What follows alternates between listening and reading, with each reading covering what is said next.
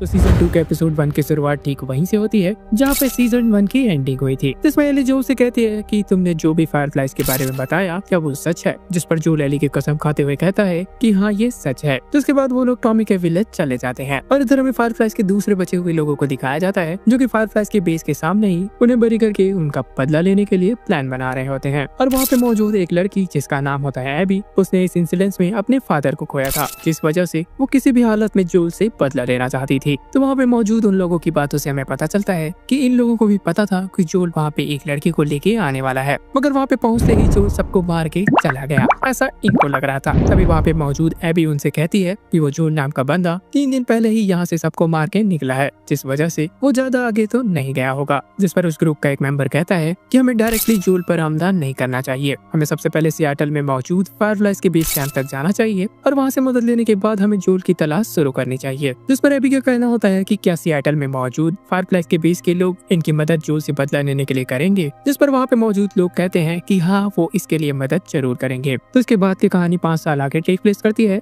जहाँ पे सबसे पहले हमें एली को दिखाया जाता है जो कि अपने से कई गुना बड़े आदमी के साथ लड़ रही होती है, मगर एली उसे कड़ी टक्कर दे के हरा देती है। तभी वहाँ पे मौजूद एक और आदमी ने एली से कहा कि तुम्हारे अपोनेंट ने होल्ड बैक किया है, अगर वो अपने पूरा स्ट्रेंथ का यूज करता तो तुम अभी बेहोश होती, जो चीज एली को बिल्कुल पसंद नहीं आता और वो कहती है कि अगली बार से उसे अपनी पूरी ताकत यूज करने के लिए कहना। जिस पर वो आदमी कहता है कि अगर तुम्हें कुछ हो जाता तो हमें जोल को जवाब देना पड़ता। और फिर क्या था, एली और भी ज्यादा गुस्सा होकर वहाँ से चली जाती है। जिसके बाद हमें ऑन स्क्रीन जोल को दिखाया जाता है जो कि उस समय छोटे मोटे डिवाइस को ठीक कर रहा था। और तभी वहाँ पे एली की दोस्त डीना जोल से मिलने पहुँच जाती है। तो जोल के काम में इंटरेस्ट लेने का नाटक करके वो सीधे जोल से पूछती है कि आखिरकार एली आपसे नाराज क्यों है। जिस पर जोल उससे कहता है कि एली अब 19 साल की हो चुकी है और इस उम्र के बच्चों का अपने पेरेंट्स को हेट करना काफी आम बात है। मगर जोल की हालत को देख के हम अच्छे से समझ सकते हैं कि एली का ये इग्नोरेंट बिहेवियर जोल को बिल्कुल भी पसंद नहीं आ रहा था। और जोल से ऐसी बातें सुनने के बाद डीना समझ जाती है कि जोल असल में गैल की थेरेपी सेशंस ले रहा है। डीना के जाते हुए जोल उससे कहता है कि ये थेरेपी वाली बात वो किसी को भी न बताए। और सेम टाइम पे एली टॉमी के साथ शिकार पे गई होती है।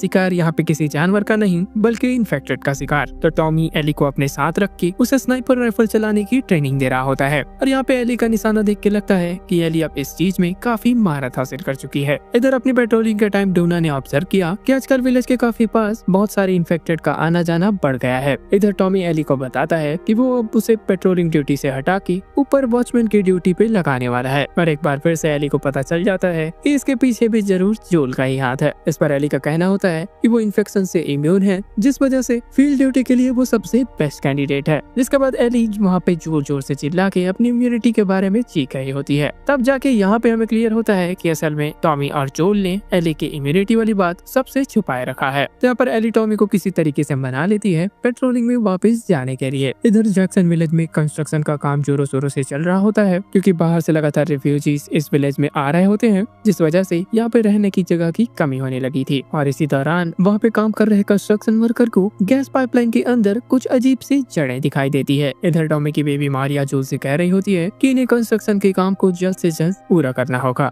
मगर जोल उसे बताता है कि इनके पास रिसोर्सेज की काफी कमी है, जिस वजह से छोटे से छोटे कंस्ट्रक्शन वर्क को पूरा करने के लिए अच्छा खासा टाइम लग जा रहा है। यहाँ पर जोल और मारिया अच्छे तरीके से समझ रहे थे कि जैक्सन टाउन में लगातार रिफ्यूजीज की संख्या बढ़ती जा रही है, मगर यहाँ पे रहने लायक जगह और रिसोर्सेज की भारी कमी है। यहाँ पर मारिया चाहती थी कि वो ज्यादा से ज्यादा रिफ्यूजीज को इस विलेज में पनाह दे सके, मगर इसका ठीक उल्टा जोल का कहना होता है कि उन्हें अब और रिफ्यूजीज को अंदर नहीं लेना चाहिए। और वहाँ से जाने से पहले मारिया जोल को रियलिटी चेक देती है कि जैक्सन कम्युनिटी का पार्ट बनने से पहले जोल भी एक रिफ्यूजी ही था। हाँ, बात तो सही है वैसे। तो वहाँ से निकलने के बाद जोल अपने नेक्स्ट थेरेपी सेशन के लिए गैल के पास चला आता है। तो यहाँ पर जोल गैल को अपने थेरेपी सेशन के बदले गांजे से भरा हुआ पैकेट थमा रहा होता है। जिसके बाद जोल का थेरेपी सेशन स्टार्ट होता है। तब वहाँ पे मौजूद गैल उससे कहती है कि आज उसका बर्थडे है, इसके साथ ही वो अपने हस्बैंड के बिना अपना पहला बर्थडे मना रही है और यही रीजन है कि वो आज सुबह से ही बंद है। और यहाँ पे मल्टीपल थेरेपी सेशन के बावजूद जोल पे उसका कोई असर न देख के गैल उससे कहती है कि तुम जरूर मुझसे कोई न कोई इम्पोर्टेंट डिटेल छुपा रहे हो, जिस वजह से तुम्हें अब सच बोल देना चाहिए। गैल उससे कहते हैं कि तुम्हें खुल के अपनी भड़ास बाहर निकालनी चाहिए। और इससे पहले कि जोल अपनी भड़ास निकालता, गैल अपनी भड़ास निकालना शुरू कर देती है। तो यहाँ पर गैल की बातों से हमें पता चलता है तो असल में यहाँ पे गैल के हस्बैंड यूजीन को जोल ने ही मारा होता है। हालांकि जिस सिचुएशन में जोल ने उसे मारा था वो अंडरस्टैंडेबल था, मगर जिस ब्रूटैलिटी के साथ जोल ने उसे मारा ये बात गैल को पसंद नहीं आई। और यही रीजन है कि गैल आज भी जोल को अपने हस्बैंड के के मर्डरर के तौर पे देखती है। तो अब गैल की भड़ास पूरी निकल चुकी थी, जिसका मतलब तो अब बारी जूल की थी। तो अपनी बारी आने के बाद जूल बहुत देर तक सोचता है और ऐसा लगता ही है कि वो कुछ बताने वाला है, मगर वो खाली एक लाइन बोलता है कि आई सेव्ड हर, और ये कहकर वो वहाँ से निकल जाता है। अगले दिन डीना पेट्रोलिंग के लिए एली को लेने चली जाती है, जिसके बाद ये दोनों हथियार और घोड़े लेके जेसी के पास अपने इंस्ट्रक्शन लेने पहुँच जाते हैं, जहाँ पे जेसी टीम को आज के पेट्रोलिंग के लिए ब्रीफिंग देता है, जिसमें वो बताता है कि आज के पेट्रोलिंग को कैट लीड करने वाली है। जेसी आगे इन्हें बताता है कि ये केवल सर्वे मिशन है, जिस वजह से इन्हें आसपास के इन्वायरमेंट के बारे में पता करना है और कुछ खतरा दिखने पर फौरन वापस लौट के हर अथॉरिटीज को इन्फॉर्म करना है। और जब ये लोग पेट्रोलिंग के बीच में होते हैं, तब डीना एली से पूछती है कि आखिरकार आज रात के न्यू ईयर पार्टी में वो किसके साथ जा रही है, मगर एली ने उसे कहा कि उसका मन करेगा तो वो आ सकती है, मगर अभी इसका कोई भी प्लान नहीं है। और यही इन दोनों की बातों से हमें पता चलता है कि इन 5 सालों के बीच में शायद एली और गैट एक दूसरे को डेट कर रहे थे, मगर इन दोनों के बीच अब कुछ नहीं है। एली की बात सुनकर डीना भी उसे बताती है कि हाल ही में उसका भी जेसी के साथ ब्रेकअप हो गया, जिस वजह से अब ये दोनों सिंगल है। तब डीना एली को पूछती है कि क्या वो उसके साथ न्यू ईयर पार्टी में जाना चाहेगी। आगे इन्हें रास्ते में बहुत सारा खून दिखाई देता है, तो अब रूस कहते थे कि इसके बारे में इन्हें फौरन जाके हायर अथॉरिटीज को इन्फॉर्म करना था, मगर यहाँ पे एली और उसके साथी कहाँ सुनने वाले थे। तो वो इस खून का पीछा करते हुए आगे चले जाते हैं, जिसके बाद जैसे ही वो एक सुपरमार्केट तक पहुँचते हैं, सब ये देख के हैरान हो जाते हैं कि उस मार्केट के सामने एक बहुत ही बड़े भालू की लाश पड़ी है, और आसपास इन्फेक्टेड की बॉडी को देख के इन्हें पता चल जाता है कि ये काम जरूर ही इन्हीं का है। इधर ग्रुप लीडर कैट बार बार बोली जा रही थी कि अब इन्हें वापस जाना चाहिए, मगर एली और डीना कैट को किसी तरीके से मना के वो इन्फेक्टेड की तलाश में उस सुपरमार्केट के अंदर चले जाते हैं। खिड़की से इन्होंने सेंस कर लिया होता है कि अंदर 2 क्लिकर्स मौजूद हैं, और ऐसा ही होता है, अंदर 2 ही मौजूद थे, जिसे इन दोनों ने एक एक करके मार दिया। और इसी बीच वहाँ का फ्लोर कमजोर होने के कारण एली वहाँ से सीधे नीचे गिर जाती है। तो वहाँ से निकलने का रास्ता नहीं होने के कारण डीना उसके लिए हेल्प खोजनी चाहती है। और यहाँ पर एली को शुरू में लग रहा था कि वो यहाँ पर अकेली है, मगर उसे धीरे से भनक लग गई यहाँ पर उसके अलावा कोई और भी मौजूद है। थोड़ी देर लुका छिपी खेलने के बाद एली की नजर एक इन्फेक्टेड पर पड़ती है, तो जिसके बाद एली शोर मचा के उसे अपनी तरफ बुलाने की कोशिश करती है। यहाँ पर एली ये देख के चौंक जाती है कि उसके शोर करने के बावजूद वो इन्फेक्टेड उस पर अटैक करने के बजाय वहाँ से छुप के भाग गई। तो बहुत देर तक लुका छिपी खेलने के बाद वो इन्फेक्टेड सही मौका और अपनी प्लानिंग के साथ एली पे अटैक कर देती है। तो एली ने किसी तरीके से इस इन्फेक्टेड को तो मार दिया, मगर उस इन्फेक्टेड ने एली को उसके पीठ पर काट लिया। और इससे पहले कि डीना वहाँ पे आती, एली ने फौरन अपना बाइट मार्क छुपा लिया। तो वापस टाउन जाकर एली काउंसिल के सामने बताती है कि आज सुपरमार्केट में उसका सामना एक अलग ही तरीके के इन्फेक्टेड से हुआ था, जो कि ह्यूमंस की तरह सिचुएशन को समझ के प्लान बनाकर अपने शिकार पर अटैक कर रहे थे। और ये बात उस इन्फेक्टेड को बाकी इन्फेक्टेड से काफी इंटेलिजेंट बनाती है। और इतना सुनते ही काउंसिल में मौजूद लोग काफी हैरान हो जाते हैं कि अब ये कौन सा नया इन्फेक्टेड आ गया। जिसके बाद एली और डीना को काउंसिल वहाँ से जाने के लिए कहती है और अपना डिस्कशन उस इंटेलिजेंट इन्फेक्टेड पर करती है, जिस पर इनका कहना होता है कि होपफुली ये इंटेलिजेंट इन्फेक्टेड वाला केस इकलौता हो। अगर वहाँ पे बहुत सारे इंटेलिजेंट इन्फेक्टेड हैं, तो वो ग्रुप बनाकर जैक्सन विलेज पे अटैक करना शुरू कर सकते हैं। और ये चीज कितना खतरनाक है यहाँ पर हम जानते ही हैं। जिसके बाद टॉमी वहाँ पे मौजूद सब लोगों से कहता है कि अब क्योंकि न्यू ईयर को कुछ घंटे ही बचे हैं, जिस वजह से उन्हें ये मीटिंग जल्द ही खत्म कर देनी चाहिए। इधर एली घर आते ही अपने बाइट मार्क को चाकू से कुरेद के अजीब टाइप से शेप बना देती है, क्योंकि अगर किसी ने इसे देख भी लिया तो उसे ये लगे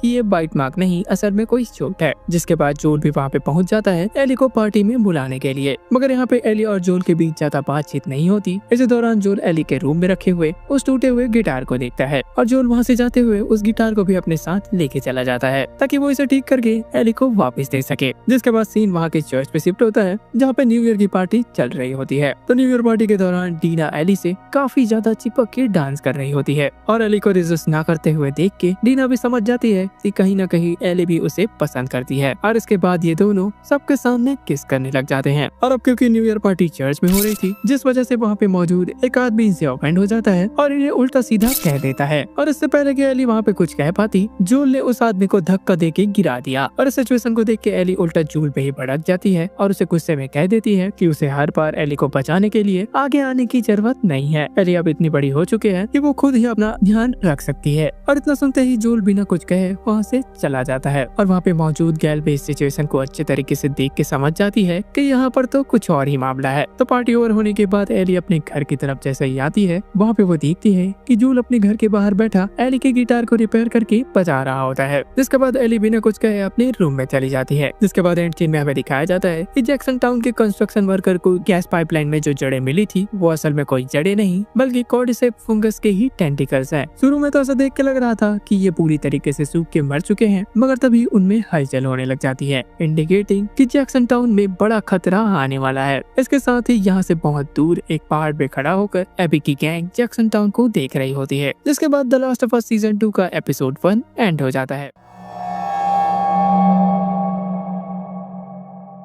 तो एपिसोड 2 की शुरुआत एबी के सपने से होती है, जो कि उस दिन में टेक प्लेस करती है जिस दिन जोल ने वहाँ पे कत्लेआम मचाया था, जिसमें वो अपने सपने में एबी के छोटे वर्जन को देख रही होती है। तो अपने डैड की तलाश में गन लेके फायरफ्लाई के बेस कैंप के अंदर जा रही होती है। तो सपने के अंदर अपने वर्जन को अपने डैड की लाश देखने से मना कर रही होती है। जिसके बाद एबी की नींद खुल जाती है और वो अपने आप को अपने दोस्तों के बीच पाती है। तो वहाँ पे मौजूद एबी की गैंग को रात में देख के ऐसा लग रहा था, पहाड़ों के बीच से जो लाइट आ रही थी उन्हें लग रहा था कि वो छोटा मोटा कोई कैंप होगा, मगर जैसे ही सुबह होती है वो देख के दंग रह जाते हैं कि यहाँ तो एक पूरा का पूरा शहर मौजूद है। तो अब इनके पास बड़ी प्रॉब्लम थी कि ये लोग जैक्सन टाउन के अंदर कैसे जाएंगे, मगर यहाँ पे एबी को तो किसी भी हालत में जोल चाहिए ही था, जिस वजह से वो कहती है कि हम लोग एक पेट्रोल पे अटैक करेंगे और उन्हें किडनैप करके उनसे सारी डिटेल्स निकलवा लेंगे। मगर इनका प्लान काफी इनएफिशिएंट होता है, जिस वजह से ये इस प्लान को होल्ड पर डाल देते हैं। तभी वहाँ पे मौजूद ओवन एबी से कहता है कि उसके पास एक प्लान जरूर है, जिस पर उसे थोड़ी सी काम करने की जरूरत है, जिसके बाद वो लोग इस प्लान को फॉलो कर सकते हैं। और एबी के वहाँ से जाते ही ओवन वहाँ पे मौजूद बाकी फायरफ्लाई मेंबर्स से कहता है कि उसके पास कोई भी प्लान नहीं है और ये लोग चाहते हैं कि एबी को जल्द से जल्द यहाँ से वापस ले जाया जाए, क्योंकि जैक्सन टाउन में जाना इसे खुद खुशी से कम नहीं था। इधर जैक्सन टाउन में सुबह सुबह जेसी एली को पेट्रोलिंग के लिए बुलाने आया होता है। यहाँ पर देखा जाए तो जेसी एली को पिछली रात हुए इंसिडेंट्स को लेकर टीज कर रहा होता है। जिसके बाद ये लोग पेट्रोलिंग स्टार्ट करने के लिए सिटी के दरवाजे तक जा रहे होते हैं। तभी देखते हैं कि शहर में इन्फेक्टेड से बचने के लिए तैयारियां काफी जोरों शोरों से चलने लगी है, क्योंकि जैक्सन टाउन में ही रहने वाले काइल और मैक्स को 7 केबिन नाम की जगह पे मरे हुए इन्फेक्टेड का एक ढेर मिला है। जैसे आगे एली को बताता है कि उन मरे हुए इन्फेक्टेड के ढेर के नीचे से कम 30 इन्फेक्टेड वहाँ से बाहर निकल गए। और ये देख के यार किसी की भी पड़ जाएगी, और क्या पता वहाँ पे 30 ही नहीं बल्कि कई हजार इन्फेक्टेड छुपे हों। और यही रीजन है कि काउंसिल ने पूरे सिटी वाइड अलर्ट जारी कर दिया है। जिसके बाद जैसे एली को पूछता है कि क्या जूल और तुम्हारे बीच सब कुछ ठीक है या नहीं, जिस पर एली साफ साफ उसे झूठ बोल देती है कि हाँ हमारे बीच सब कुछ ठीक है। और इस चीज को सही दिखाने के लिए एली जैसी से कहती है कि आज मैं जूल के साथ ही पेट्रोलिंग पे जा रही हूँ, मगर जैसी उसे बताता है जोल तो पहले ही डीना के साथ पेट्रोलिंग पे निकल गया। जिसके बाद जैसी एली को रेस्टोरेंट लेके जाता है, जहाँ पे मारिया एली का वेट कर रही होती है। तो रेस्टोरेंट में टॉमी जैक्सन टाउन के लोगों को एक ड्रिल के लिए तैयार कर रहा होता है, जिस ड्रिल में इन्हें उस सिचुएशन की तैयारी करनी थी जिस सिचुएशन में पूरे इन्फेक्टेड ने टाउन पे अटैक कर दिया है। जिसमें टॉमी कहता है कि बच्चे और बुजुर्ग सारे लोग बेसमेंट में चले जाएंगे और अपने आप को लॉक कर लेंगे। इसके साथ साथ जितने भी बड़े और हथियार चलाने वाले हैं वो फर्स्ट और सेकंड फ्लोर पे चले जाएंगे। जिसके बाद मारिया एली को रेस्टोरेंट में मौजूद उसी शख्स के पास लेके जाती है जिसे जोल ने पिछले रात धक्का दिया था। तो बूढ़ा आदमी एली से पिछले रात हुए इंसिडेंट्स के लिए माफी मांगता है, मगर एली इस चीज से काफी ज्यादा नाराज थी, तो वो रिप्लाई में कुछ नहीं कहती और वहाँ से चली जाती है। जिसके बाद जेसी और एली दोनों ही पेट्रोलिंग पे निकल जाते हैं। और ये लोग जब जा रहे होते हैं तब हमें देखने को मिलता है कि वहाँ पे धीरे धीरे स्नो स्टॉर्म आने वाली है। इधर एबी भी अपने हाइड आउट के बाहर पहरा दे रही होती है। तो ठंड से काफी ज्यादा ठिठुरकी, तो जैसे ही अपने हाइड आउट के अंदर जाने वाली होती है, इतने में उसे कोई 2 लोगों के घोड़े की आवाज आती है। जिसके बाद वो जैसे ही अपने बाइनोकुलर से देखती है तो कोई 2 लोग वहाँ पे पेट्रोलिंग कर रहे होते हैं। इधर टाउन में टॉमी के साथ सब लोग मिलकर हथियार बारूद और अलग अलग चीजें जिससे इन्फेक्टेड को रोका जा सकता है उनको उनकी जगह पे अच्छे तरीके से सेट कर दिया होता है। तो स्नो स्टॉर्म को और भी ज्यादा बढ़ता हुआ देख के टॉमी जितने भी लोग पेट्रोलिंग के लिए गए थे उन्हें फौरन टाउन में वापस आने के लिए कहता है। जिस पर एली और जैसे की टीम इन्हें रिप्लाई देती है कि ये लोग उस जगह से बहुत ही दूर आ चुके हैं, जिस वजह से ये अब स्नो स्टॉर्म खत्म होने के बाद ही विलेज वापस लौट पाएंगे। साथ साथ जैसे उन्हें बताता है कि उन्हें एक ऐसी जगह पता है जहाँ वो स्नो स्टॉर्म से बच के सेफ रह सकते हैं। जिसके बाद एली और जैसे उस जगह पे पहुँचते हैं वो अपने घोड़ों को एक सेफ जगह पे बंद करके खुद भी एक घर में एंटर कर जाते हैं। जिसके बाद एली कहती है कि आखिरकार तुम्हें इस जगह के बारे में कैसे पता। तब जैसे उसे बताता है कि इससे पहले यूजीन उसका पेट्रोलिंग पार्टनर था, तो उसने उस जगह के बारे में मुझे बताया था। जिसके बाद एली वहाँ पे रखे यूजीन के बैच को देख के समझ जाती है कि यूजीन एक फायरफ्लाई मेंबर रहा होगा। जिस पर जैसे कहता है कि वो शुरुआती दिनों में फायरफ्लाई तो था, लेकिन उसने 2010 में से कट कर दिया क्योंकि उसे और लोगों की जान नहीं लेनी थी। और यहाँ पर हालात ऐसे हो गए कि जून को उसे ना चाहते हुए भी मारना पड़ा। जिसके बाद स्टोरी वापस से एबी पे शिफ्ट होती है, जो कि अभी भी पेट्रोलिंग कर रहे उन दोनों का पीछा कर रही होती है। तो उनके और भी पास जाने के लिए एबी जैसे ही एक क्लिफ से नीचे उतरने का ट्राई करती है, वो बर्फ से फिसलते हुए नीचे आ गिरती है और वहाँ पे उसे बहुत सारे इन्फेक्टेड्स की डेड बॉडी मिलती है। और उस जगह को देख के पता चलता है कि ये वही जगह है जिसके बारे में जैसी एली को बता रहा था। तो एबी जैसे तैसे अपने आप को संभाल के आगे बढ़ रही होती है कि कि इतने में उसके फुटस्टेप को सुन के उनके डेड बॉडीज के नीचे से और भी ज्यादा इन्फेक्टेड्स निकलने लग जाते हैं। और वाकई में वहाँ पे गिने चुने इन्फेक्टेड नहीं बल्कि इन्फेक्टेड्स की पूरी फौज थी। तो अब एबी के पास केवल एक ही रास्ता होता है, या तो वो यहाँ से भाग जाए या फिर इन्फेक्टेड्स का शिकार बन जाए। वो पहला रास्ता चूज करते हैं और अपनी पूरी दम लगा के वहाँ से भागती है, जिसके बाद वो किसी तरीके से एक बाउंड्री वॉल को चढ़ के उन इन्फेक्टेड से अपना पीछा छुड़ाती है, मगर कुछ मिनट्स के लिए। जिसके बाद वो फेंस और दीवार के बीच से मदद ढूंढने के लिए जा रही होती है। इतने में बहुत सारे इन्फेक्टेड्स एबी का पीछा करते हुए उस फेंस पे भी चढ़ने लग जाते हैं। तो उस सिचुएशन से एबी किसी तरीके से क्रॉल करके निकल जाती है, मगर तभी एक इन्फेक्टेड उस पे अटैक करने लग जाता है। मगर लकीली जोल वहाँ पे आके उस इन्फेक्टेड को गोली मार देता है। इस सीन को देख के मैं एक ही चीज बोलना चाहता हूँ कि यहाँ पर तो कुआं ही प्यासे के पास चला आया। तो जोल एबी को बचाते हुए एक सैक में लेके आता है, जिसके बाद वहाँ पे मौजूद डीना जोल को आवाज लगाती है और इस चीज से एबी को पता चलता है कि जिसको वो ढूंढ रही थी असल में वो तो उसके सामने ही खड़ा है। तो जोल को मारने के लिए एबी अपने गन को ढूंढती है,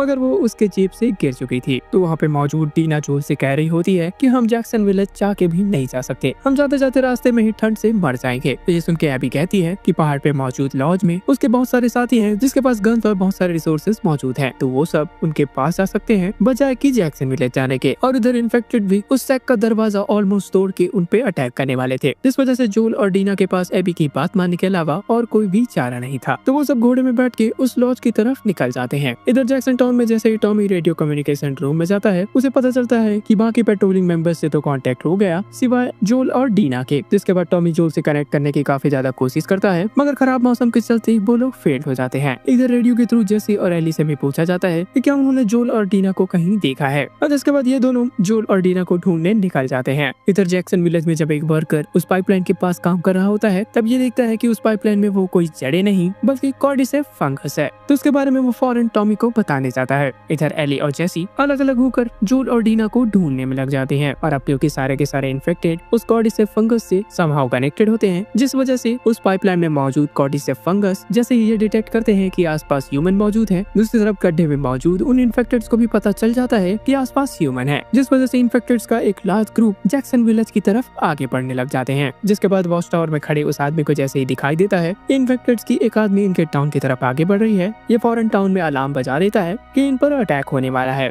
इधर टाउन के लोगों ने ड्रिल की वजह से अच्छे तरीके से जान लिया था कि सबको कहां पर छुपना है, तो वो सब लोग अपनी जगह ले लेते हैं। इधर टॉमी भी गन लेके वॉच टावर की तरफ चला जाता है, जिसके बाद देखते ही देखते इन्फेक्टेड की एक आर्मी इनके टाउन पर अटैक कर देते हैं। इधर टॉमी भी सबको फायरिंग करने के लिए ऑर्डर दे देता है, जिसके बाद हमें ह्यूमंस वर्सेस इन्फेक्टेड्स की एक तगड़ी लड़ाई देखने को मिलती है। इधर एबी भी जोल और डीना को लेके अपने हाइडआउट की तरफ जा रही होती है। इतने में ये लोग नोटिस करते हैं कि जैक्सन विलेज पे अटैक हो गया है। तो जोल को अपना प्लान बदलता हुआ देख के एबी उनसे कहती है कि उनका हाइडआउट बस 2 मिनट दूर है। वो आगे ये भी कहती है कि उनके पास बहुत सारे हथियार भी मौजूद है, तो उनका यूज करके हम उस टाउन की तरफ आगे बढ़ सकते हैं। यहाँ पर एबी किसी तरीके से बस अपने हाइडआउट की तरफ जाना चाहती थी। आखिरकार वो जोल को जल्द से जल्द मारना चाहती थी। इधर टॉमी और विलेज के बाकी लोग इन्फेक्टेड्स का सामना करने में लगे होते हैं, मगर तभी टॉमी नोटिस करता है कि इन्फेक्टेड्स का एक ग्रुप टाउन के एक कमजोर दीवार की तरफ आगे बढ़ रहे हैं। इससे टॉमी समझ जाता है कि अब ये लोग कभी भी टाउन के अंदर आ सकते हैं, जिस वजह से वो सबको आगाह करने के लिए चला जाता है। जिसके बाद एक ब्लोटर टाउन के दीवार को तोड़ देता है, जिससे सारे के सारे इन्फेक्टेड्स टाउन के अंदर आ जाते हैं। और इधर टॉमी भी अब फ्लेम थ्रोवर लेके रेडी था उनका सफाया करने के लिए। और इस मास इन्फेक्टेड किलिंग में टॉमी का साथ बिल्डिंग पे चढ़े हुए लोग अपने हथियारों के साथ दे रहे होते हैं। जिसके बाद वो ब्लोटर मारिया की तरफ आगे बढ़ रहा होता है। तब मारिया से उसका ध्यान भटकाने के लिए टॉमी उस पर शूट करने लग जाता है और उसका प्लान सक्सेसफुल होता है। ब्लोटर अब मारिया की तरफ न जाके टॉमी की तरफ आगे बढ़ता है। इधर टॉमी आगे बढ़ते बढ़ते रियलाइज करता है कि वो अब डेड एंड पे पहुंच चुका है। तो अपनी जान की परवाह न करते हुए भी टॉमी उस फ्लेम थ्रोवर से ब्लोटर पे अटैक करता है, और वो ब्लोटर ऑलमोस्ट टॉमी को मारने ही वाला था कि इतने भी फ्लेम थ्रोवर से निकली हुई आग उसके दिमाग तक पहुंच जाती है और वो ब्लोटर वहीं पे मारा जाता है। इधर इस सिचुएशन को वर्स होता हुआ देख के मारिया उन डॉग्स को भी आजाद कर देती है इन्फेक्टेड से लड़ने के लिए। तो दूसरी तरफ आए अगर जोल और डीना पे, तो ये लोग सक्सेसफुली एबी के हाइडआउट तक पहुंच गए होते हैं। यहाँ पर ठंड की वजह से डीना को माइनर फ्रॉस्ट बाइट हो गया था। दूसरी तरफ जोल उस टाउन की टेंशन पे होता है कि आखिरकार वहाँ पे लोग किस तरीके से सर्वाइव कर रहे होंगे। तभी जोल कहता है कि सारे हथियार ले लो, हम 3 मिनट में यहाँ से निकलने वाले हैं। तभी एबी अपने दोस्तों को बताती है कि ये डीना है और वहाँ पे खड़ा हुआ इंसान जोल है।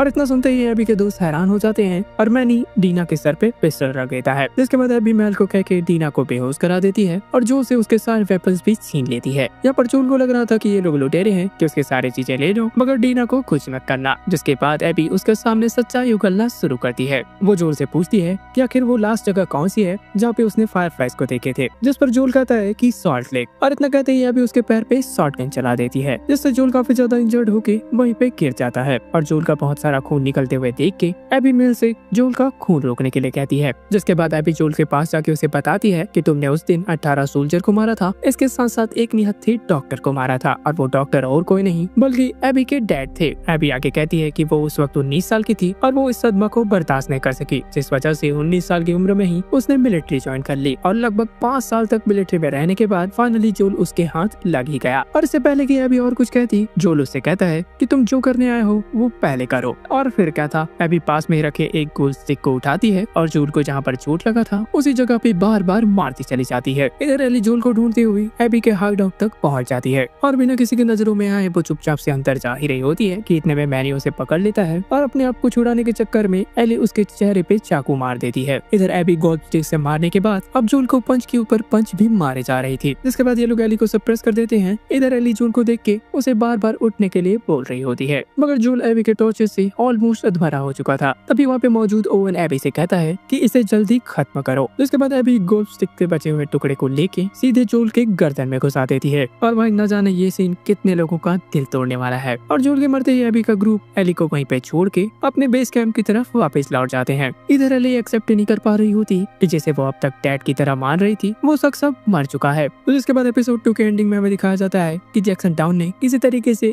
इन्फेक्टेंट्स के इस अटैक को सर्वाइव कर लिया। इसके साथ साथ जैसे भी उस जगह पे पहुंच जाता है जहाँ पे जोल को मारा गया था, जिसके बाद जैसे अपने साथ एली, डीना और जोल की डेड बॉडी को लेके विलेज की तरफ निकल जाता है, और जिसके बाद ये एपिसोड यहीं पे एंड हो जाता है। भाई जोल की मौत से मैं अभी तक उबर नहीं पाया हूँ, तो एपिसोड देखते हुए मुझे ऐसा लग रहा था कि जोल किसी तरीके से इस चीज को सर्वाइव कर लेगा, मगर जैसे ये एपिसोड देखने के बाद मैंने इसका ट्रेलर वापस से देखा तब मुझे पता चला कि वो सीन्स तो असल में फ्लैशबैक सीन्स लग रहे हैं। अब जोल का पत्ता कट हो चुका है, और अब आगे देखना इंटरेस्टिंग रहेगा कि ये लोग किस तरीके से बिना जोल के एली की स्टोरी को आगे कंटिन्यू करते हैं। तो एपिसोड 3 की शुरुआत में हम जैक्सन टाउन के अंदर टॉमी को देखते हैं, जो कि जोल के बॉडी को मेरी करने से पहले साफ कर रहा होता है। तो इस वक्त तक टॉमी अपने भाई को खोने के गम में काफी ज्यादा टूट गया था। वो अब भी अपने भाई के डेथ की खबर पे भरोसा नहीं कर पा रहा था। जैसे तैसे इस दुख में वो अपने भाई जोल की बॉडी को साफ करता है, और एट द एंड उससे कहता है इस सारा को मेरा प्यार देना। तो इधर इन्फेक्टेड्स के अटैक के बाद जैक्सन टाउन के हॉस्पिटल में काफी लंबी चौड़ी भीड़ उमड़ गई होती है, और इसी हॉस्पिटल में एली भी एडमिट होती है। तो उसे जैसे ही होश आता है वो अपने सदमे के कारण जोर से चीखने लग जाती है। तभी वहाँ पे मौजूद डॉक्टर्स उसे सेडेटिव देके वापस से सुला देते हैं, जिसके बाद कहानी 3 महीने आगे बढ़ती है, और हम इधर जैक्सन टाउन के लोगों को वापस से जैक्सन को रीबिल्ड करते हुए देखते हैं। तो बात करें अगर एली की, तो उसे 3 महीने बाद हॉस्पिटल से डिस्चार्ज किया जा रहा है, और इससे पहले कि एली हॉस्पिटल से बाहर जाती वो डॉक्टर उससे कहता है कि यहाँ से बाहर जाने से पहले तुम्हें एक लास्ट इंसान से मिलना होगा, और वो इंसान थी गैल, जो कि एली के काउंसलिंग के लिए आई थी। लेकिन एली उससे बिल्कुल भी नहीं मिलना चाहती थी। तो गैल एली की कंडीशन को देख के समझ जाती है कि अभी भी जोल वाली बात को लेके मूव ऑन नहीं कर पाई है, और ये रीजन है कि गैल उसे थेरेपी देना चाहती थी। तो गैल उससे कहती है कि उसके अकॉर्डिंग तुम्हारी और जोल की बात last time new year party के इवनिंग पे हुई थी, जिस पर एली का कहना था कि उसे उस दिन जोल से बात कर लेनी चाहिए थी, और इसका पछतावा उसे अब बहुत ही ज्यादा हो रहा है। आगे एली की बातों को सुन के गैल कहती है कि तुम अब पूरी तरीके से ठीक हो चुकी हो, जिस वजह से तुम यहाँ से अब जा सकती हो। तो हॉस्पिटल से निकल के एली जोल के घर जाती है, जहाँ पे लोगों ने उसे फेयरवेल देने के लिए उसके घर के बाहर बहुत सारे फ्लावर्स रखे होते हैं। तो जिसके बाद एली घर के अंदर एंटर करती है, जहाँ पे उसे जोल के जाने के बाद एक अजीब सा सन्नाटा महसूस होता है। एली के लिए जोल के बिना ये घर अब घर नहीं रहा। एली की आंखें अभी भी जोल को एक आस टाइम देखने को तरस रही होती है, और इसीलिए जब वो जोल के रूम में जाती है उसे उसके बिस्तर में एक छोटा सा रेड बॉक्स देखने को मिलता है, जिसके अंदर जोल की वो घड़ी जिसने सायरा ने उसे गिफ्ट की थी, और साथ ही साथ जोल का आइकॉनिक रिवॉल्वर देखने को मिलता है। तो जोल की याद में एली उसके रिवॉल्वर को अपने पास रखती है, और पास में ही रखे जोल के कपड़ों को अपने सीने से लगा के वो रोने लगती है। जिसके बाद डीना वहाँ पे आ जाती है, और वो दोनों बात करने लग जाते हैं। तभी एली डीना को थैंक यू बोलती है, क्योंकि एली जब हॉस्पिटल में थी तब डीना बार बार उसे देखने के लिए जाया करती थी। तो जिस पर डीना भी कहती थी कि अगर मेरी जगह तुम भी होती तो तुम भी यही करती, जिस वजह से थैंक यू की कोई जरूरत नहीं है। इसके साथ साथ डीना उसे पीस ऑफरिंग के तौर पे कुकीज देते हुए कहती है कि मैं आगे तुम्हें जो बात बताने वाली हूँ वो तुम्हारे इमोशंस को पूरी तरीके से गुस्से में तब्दील कर देगी। तब डीना उसे कहती है कि उस दिन तुमने जब हॉस्पिटल में मुझसे पूछा था कि जोल को मारने वालों के बारे में अगर कुछ ऐसा तुम्हें पता है जो कि हमारे काम आ सकता है, तो मैंने तुम्हें उस दिन झूठ बोला था कि मुझे कुछ भी नहीं पता। तो असल में जोल को मारने वाले ज्यादातर लोगों के नाम मुझे अच्छे तरीके से याद है और ये भी कि वो कहाँ से हैं। तब एली डीना से गुस्सा हो जाती है कि आखिरकार तुमने उन लोगों को भागने दिया। अगर तुमने इस बात को पहले बताया होता तो हम जल्दी से उसके पीछे जाके उन्हें पकड़ सकते थे। मगर डीना कहती है कि इस टाउन और इस टाउन के लोगों के ऊपर इन्फेक्टेड का एक बड़ा अटैक हुआ था, जिस वजह से इस टाउन से तो उनके पीछे कोई नहीं जाता। और ये बात अगर मैं तुम्हें बताती तो तुम ऐसे इंजर्ड हालत में ही उसके पीछे जाने की जिद करती और ये रिस्क डीना लेना नहीं चाहती थी। डीना आगे कहती है कि वो लोग जहाँ जा रहे हैं उसके बारे में उसे पता है, जिस वजह से ये बेहतर था कि उन्हें वहाँ जाने दें और बाद में हम पूरी प्लानिंग के साथ उन पर अटैक करें। जिसके बाद डीना एक एक करके उन लोगों के नाम एली को बताते जाती है और लास्ट में जोल को मारने वाली का नाम वो एबी बताती है। जिसके बाद एली उससे पूछती है कि असल में वो रहते कहाँ हैं। तब डीना उसे बताती है जब यूजीन फायरफ्लाई थे तब उन्होंने मुझे एक कहानी बताई थी कि वेस्ट के कुछ ग्रुप अलग अलग ही फेडरा से लड़ाई करने की कोशिश कर रहे थे और वो ग्रुप इतने बेवकूफ थे कि वो लोग एक होकर नहीं लड़े और उन्हें वैसे ग्रुप था Washington liberation front, short form में WLF। और क्योंकि डीना ने एबी के बैग में WLF लिखा हुआ देख लिया था, जिस वजह से उसे पता था कि वो लोग वॉशिंगटन लिबरेशन फ्रंट के ही मेंबर हैं और ये ग्रुप सियाटल से ऑपरेट करती है। तो क्योंकि डीना ने इस ग्रुप के बारे में ज्यादा नहीं सुना था तो उसे लग रहा था कि इस ग्रुप में ज्यादा मेंबर्स नहीं होंगे और हम अच्छी प्लानिंग के साथ उनका मुकाबला कर सकते हैं। जिसके बाद ये दोनों टॉमी के पास जाके ये पूरी की पूरी बात बताते हैं और एली उससे कहती है कि हमें जल्दी जाके उन पर अटैक करना चाहिए, जिससे टॉमी सीरियस से नकार देता है और वो कहता है कि मैं तुम्हारा साथ जरूर दूंगा मगर इस तरीके से नहीं, प्रॉपर प्रोसेस के साथ। वो मारिया से कह के काउंसिल में इसके लिए मीटिंग ऑर्गेनाइज करेगा और वहाँ पे मौजूद सबकी राय लेने के बाद हम इस चीज पे कोई कदम उठाएंगे। जिसके बाद एली और डीना जैसे ही वहाँ से जा रहे होते हैं तो मैं उससे कहता है कि जो भी उस दिन मर गए थे उसे 10 मील साउथ में दफनाया गया है, तो तुम चाहो तो जोल से मिल के आ सकते। तब एली कहती है कि मैं जब भी सियाटल जाऊंगी तब उससे मिल लूंगी। तो इसके बाद स्टोरी एक ग्रुप पे शिफ्ट करती है जो कि जंगलों के बीच के रास्ते से होता हुआ कहीं जा रहे थे और इनके पीठ पे बने हुए इस निशान को आप अच्छे तरीके से देख ले रहना। यहाँ पर क्या हो रहा है ये आगे चल के आपको अच्छे से क्लियर हो जाएगा। तब ये ग्रुप अपने पीछे आ रहे ग्रुप को लगातार सीटी बजा के आगे या पीछे आने वाले खतरे या सिचुएशन के बारे में पहले से ही आगाह कर देते हैं। तो अपने पीछे वाले ग्रुप से सीटी की आवाज सुनने के बाद वो बंदा अपने साथ एक छोटी बच्ची से पूछता है कि आखिरकार इसका मतलब क्या है। तब वो बच्ची बताती है कि कोई पीछा नहीं कर रहा, सब कुछ क्लियर है, आगे बढ़ते रहो। वो आगे कहता है कि हम जैसे ही आगे कहीं फंस जाएंगे वो आदमी उस बच्ची को भी सीटी मारना सिखा देगा। तो इसके थोड़ी देर बाद इन्हें एक और सीटी की आवाज आती है और ये सीटी असल में खतरे की थी, जिस वजह से ये लोग आसपास की झाड़ियों में छुप जाते हैं और ये लोग यहाँ पे किससे छुप रहे थे ये आपको आगे एपिसोड में पता चल जाएगा। जिसके बाद वापस आए एली पे, तो जैसे एली को काफी ज्यादा ट्रेनिंग दे रहा था ताकि वो अपने पुराने शेप पे वापस आ जाए। ट्रेनिंग खत्म होने के बाद एली जैसी से पूछती है तो अब तुम काउंसिलमैन बन चुके हो, तब तो तुम्हें मीटिंग के बारे में पता ही होगा। जिस पर वो कहता है कि हाँ मुझे मीटिंग के बारे में तो पता है मगर वोट्स के बारे में नहीं। जैसे एली से बोलता है कि तुम्हें जो भी कल काउंसिल के सामने बोलना है वो तुम्हें एक पन्ने में लिख लेनी चाहिए क्योंकि तुम अभी बहुत ज्यादा गुस्से में हो और गुस्से की काउंसिल में कोई भी जगह नहीं। जिसके बाद इधर काउंसिल में मीटिंग स्टार्ट होती है जहाँ पे अलग अलग लोगों से उनकी राय पूछी जाती है और तभी वहाँ पे मौजूद एक कार लैम्प के बंदे की बारी आती है अपनी राय देने के लिए। तब वो कहता है कि जो लोग भी जोल को मारने आए थे या हमें उन्हें माफ कर देना चाहिए और उनसे बदला नहीं लेना चाहिए और यही बात हमें उन रीडर से अलग बनाती है। जिसको अपोज करते हुए सेथ कहता है कि तुम अपनी बकवास बंद करो और वो सबके सामने खड़े होकर कहता है कि उन लोगों ने हमारे अपने को मारा है तो हमें बदला तो जरूर लेना चाहिए। और एली सेथ की बातों को सुन के काफी ज्यादा हैरान होती है कि आखिरकार ये बंदा इसकी साइड से क्यों बोल रहा है। जिसके बाद अब काउंसिल के सामने अपनी बात रखने की बारी एली की थी। तो वो पूरे काउंसिल से कहती है कि इन बिगड़े हालातों और कम रिसोर्सेस होने के बावजूद मैं इस टाउन के रिसोर्सेस को यूज करने की परमिशन चाहती हूँ और ऐसा इसलिए नहीं कि उसे बदला लेना है बल्कि इसलिए क्योंकि उसे जस्टिस चाहिए। वो आगे कहती है कि आगे काउंसिल जो भी फैसला करे उसे मंजूर होगा मगर वो चाहती है कि उसे एट द एंड जस्टिस जरूर मिले। और एली की बातों को सुन के लग रहा था कि ये ऐसा बिल्कुल नहीं करने वाली। काउंसिल का फैसला जो भी है ये अपनी मन की ही करेगी। जिसके बाद काउंसिल अपना फैसला सुनाने के लिए वोट करती है और वोट का रिजल्ट कुछ इस तरीके से रहता है कि 8 वोट एली के इस प्रपोजल के अगेंस्ट पड़ते हैं और खाली 3 वोट एली के प्रपोजल के सपोर्ट में पड़ते हैं। जिसका मतलब एली का प्रपोजल यहाँ पे रिजेक्ट कर दिया जाता है। तो जिसके बाद टॉमी और गैल बच्चों के बेसबॉल मैच को देखते हुए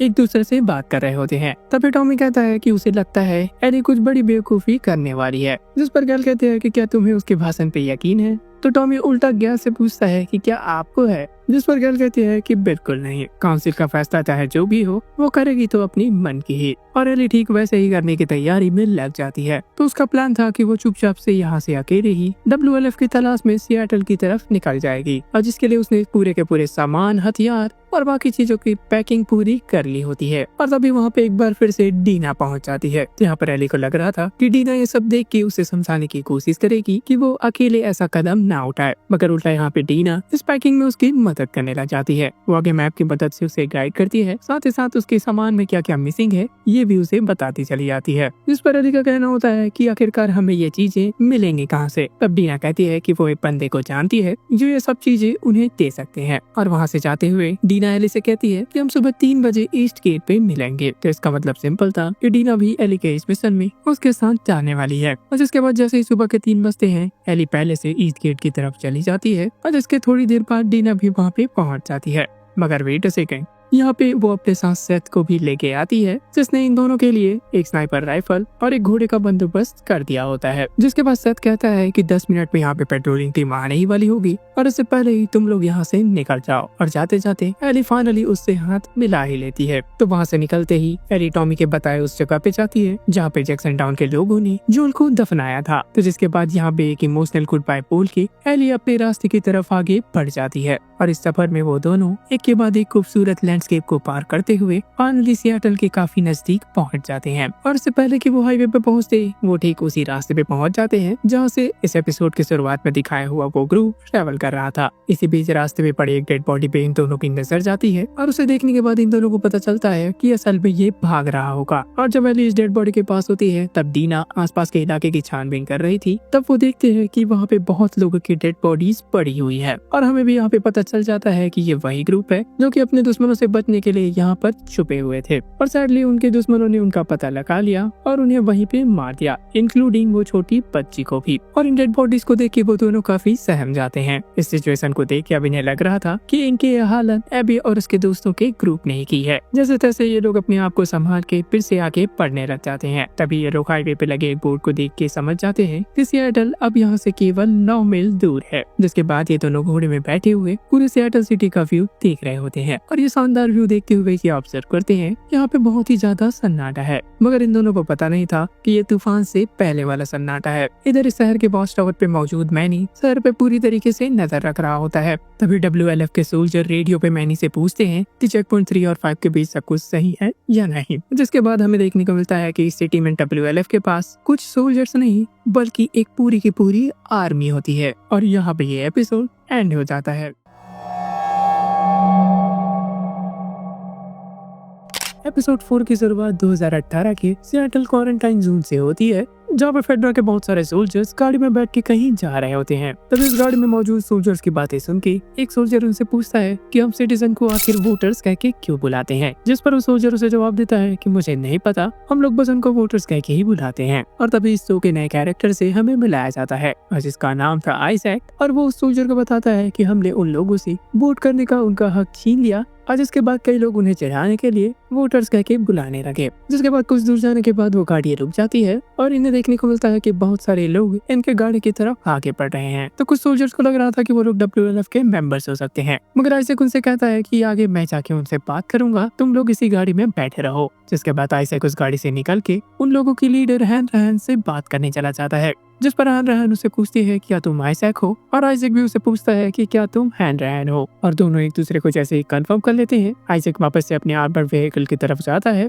और जाते जाते ग्रेनेड्स के पेन निकाल के उसे अंदर फेंक देता है, जिससे अंदर बैठे सोल्जर्स वहीं पे मारे जाते हैं। और इस गाड़ी का ड्राइवर जो कि जिंदा बच जाता है, उसे आइजैक अपनी गन से शूट कर देता है। सामने खड़ा एक और सोल्जर समझ नहीं पा रहा था कि आखिरकार यहाँ पे चल क्या रहा है। जिसके बाद आइजैक हैन रहन से हाथ मिलाता है और हैन रहन उसे कहती है कि अब तुम हमारे ग्रुप का हिस्सा हो। जिसके बाद आइजैक उस कंफ्यूज सोल्जर से कहता है कि पहले तुम अच्छी तरीके से सोच लो, उसके बाद कोई डिसीजन लो। जिसके बाद कहानी वापस से प्रेजेंट टाइम में शिफ्ट होती है, जहाँ पे एली और डीना अपनी जरूरतों का सामान ढूंढने के लिए आसपास के घरों में तलाशी ले रही होती है। तभी डीना को बहुत सारी मेडिसिन और कुछ प्रेगनेंसी टेस्ट किट्स मिलते हैं, और यही पे इस शो का the last of us 2 game से एक बड़ा कनेक्शन देखने को मिलता है, जिसमें इस एपिसोड का नाम है डे 1 और लास्ट ऑफ अस 2 गेम में हमने एली के बदले वाले आर्क को 3 दिनों के इवेंट में देखा है। इसका मतलब शो भी डे 3 तक के इवेंट्स को फॉलो करेगा, बिल्कुल गेम की तरह। जिसके बाद जब ये लोग सिएटल सिटी के बीच से होकर जा रहे होते हैं, तब इन्हें रास्ते में कुछ डेड बॉडीज जो कि बहुत पहले ही मर चुके थे और एक टैंक देखने को मिलता है,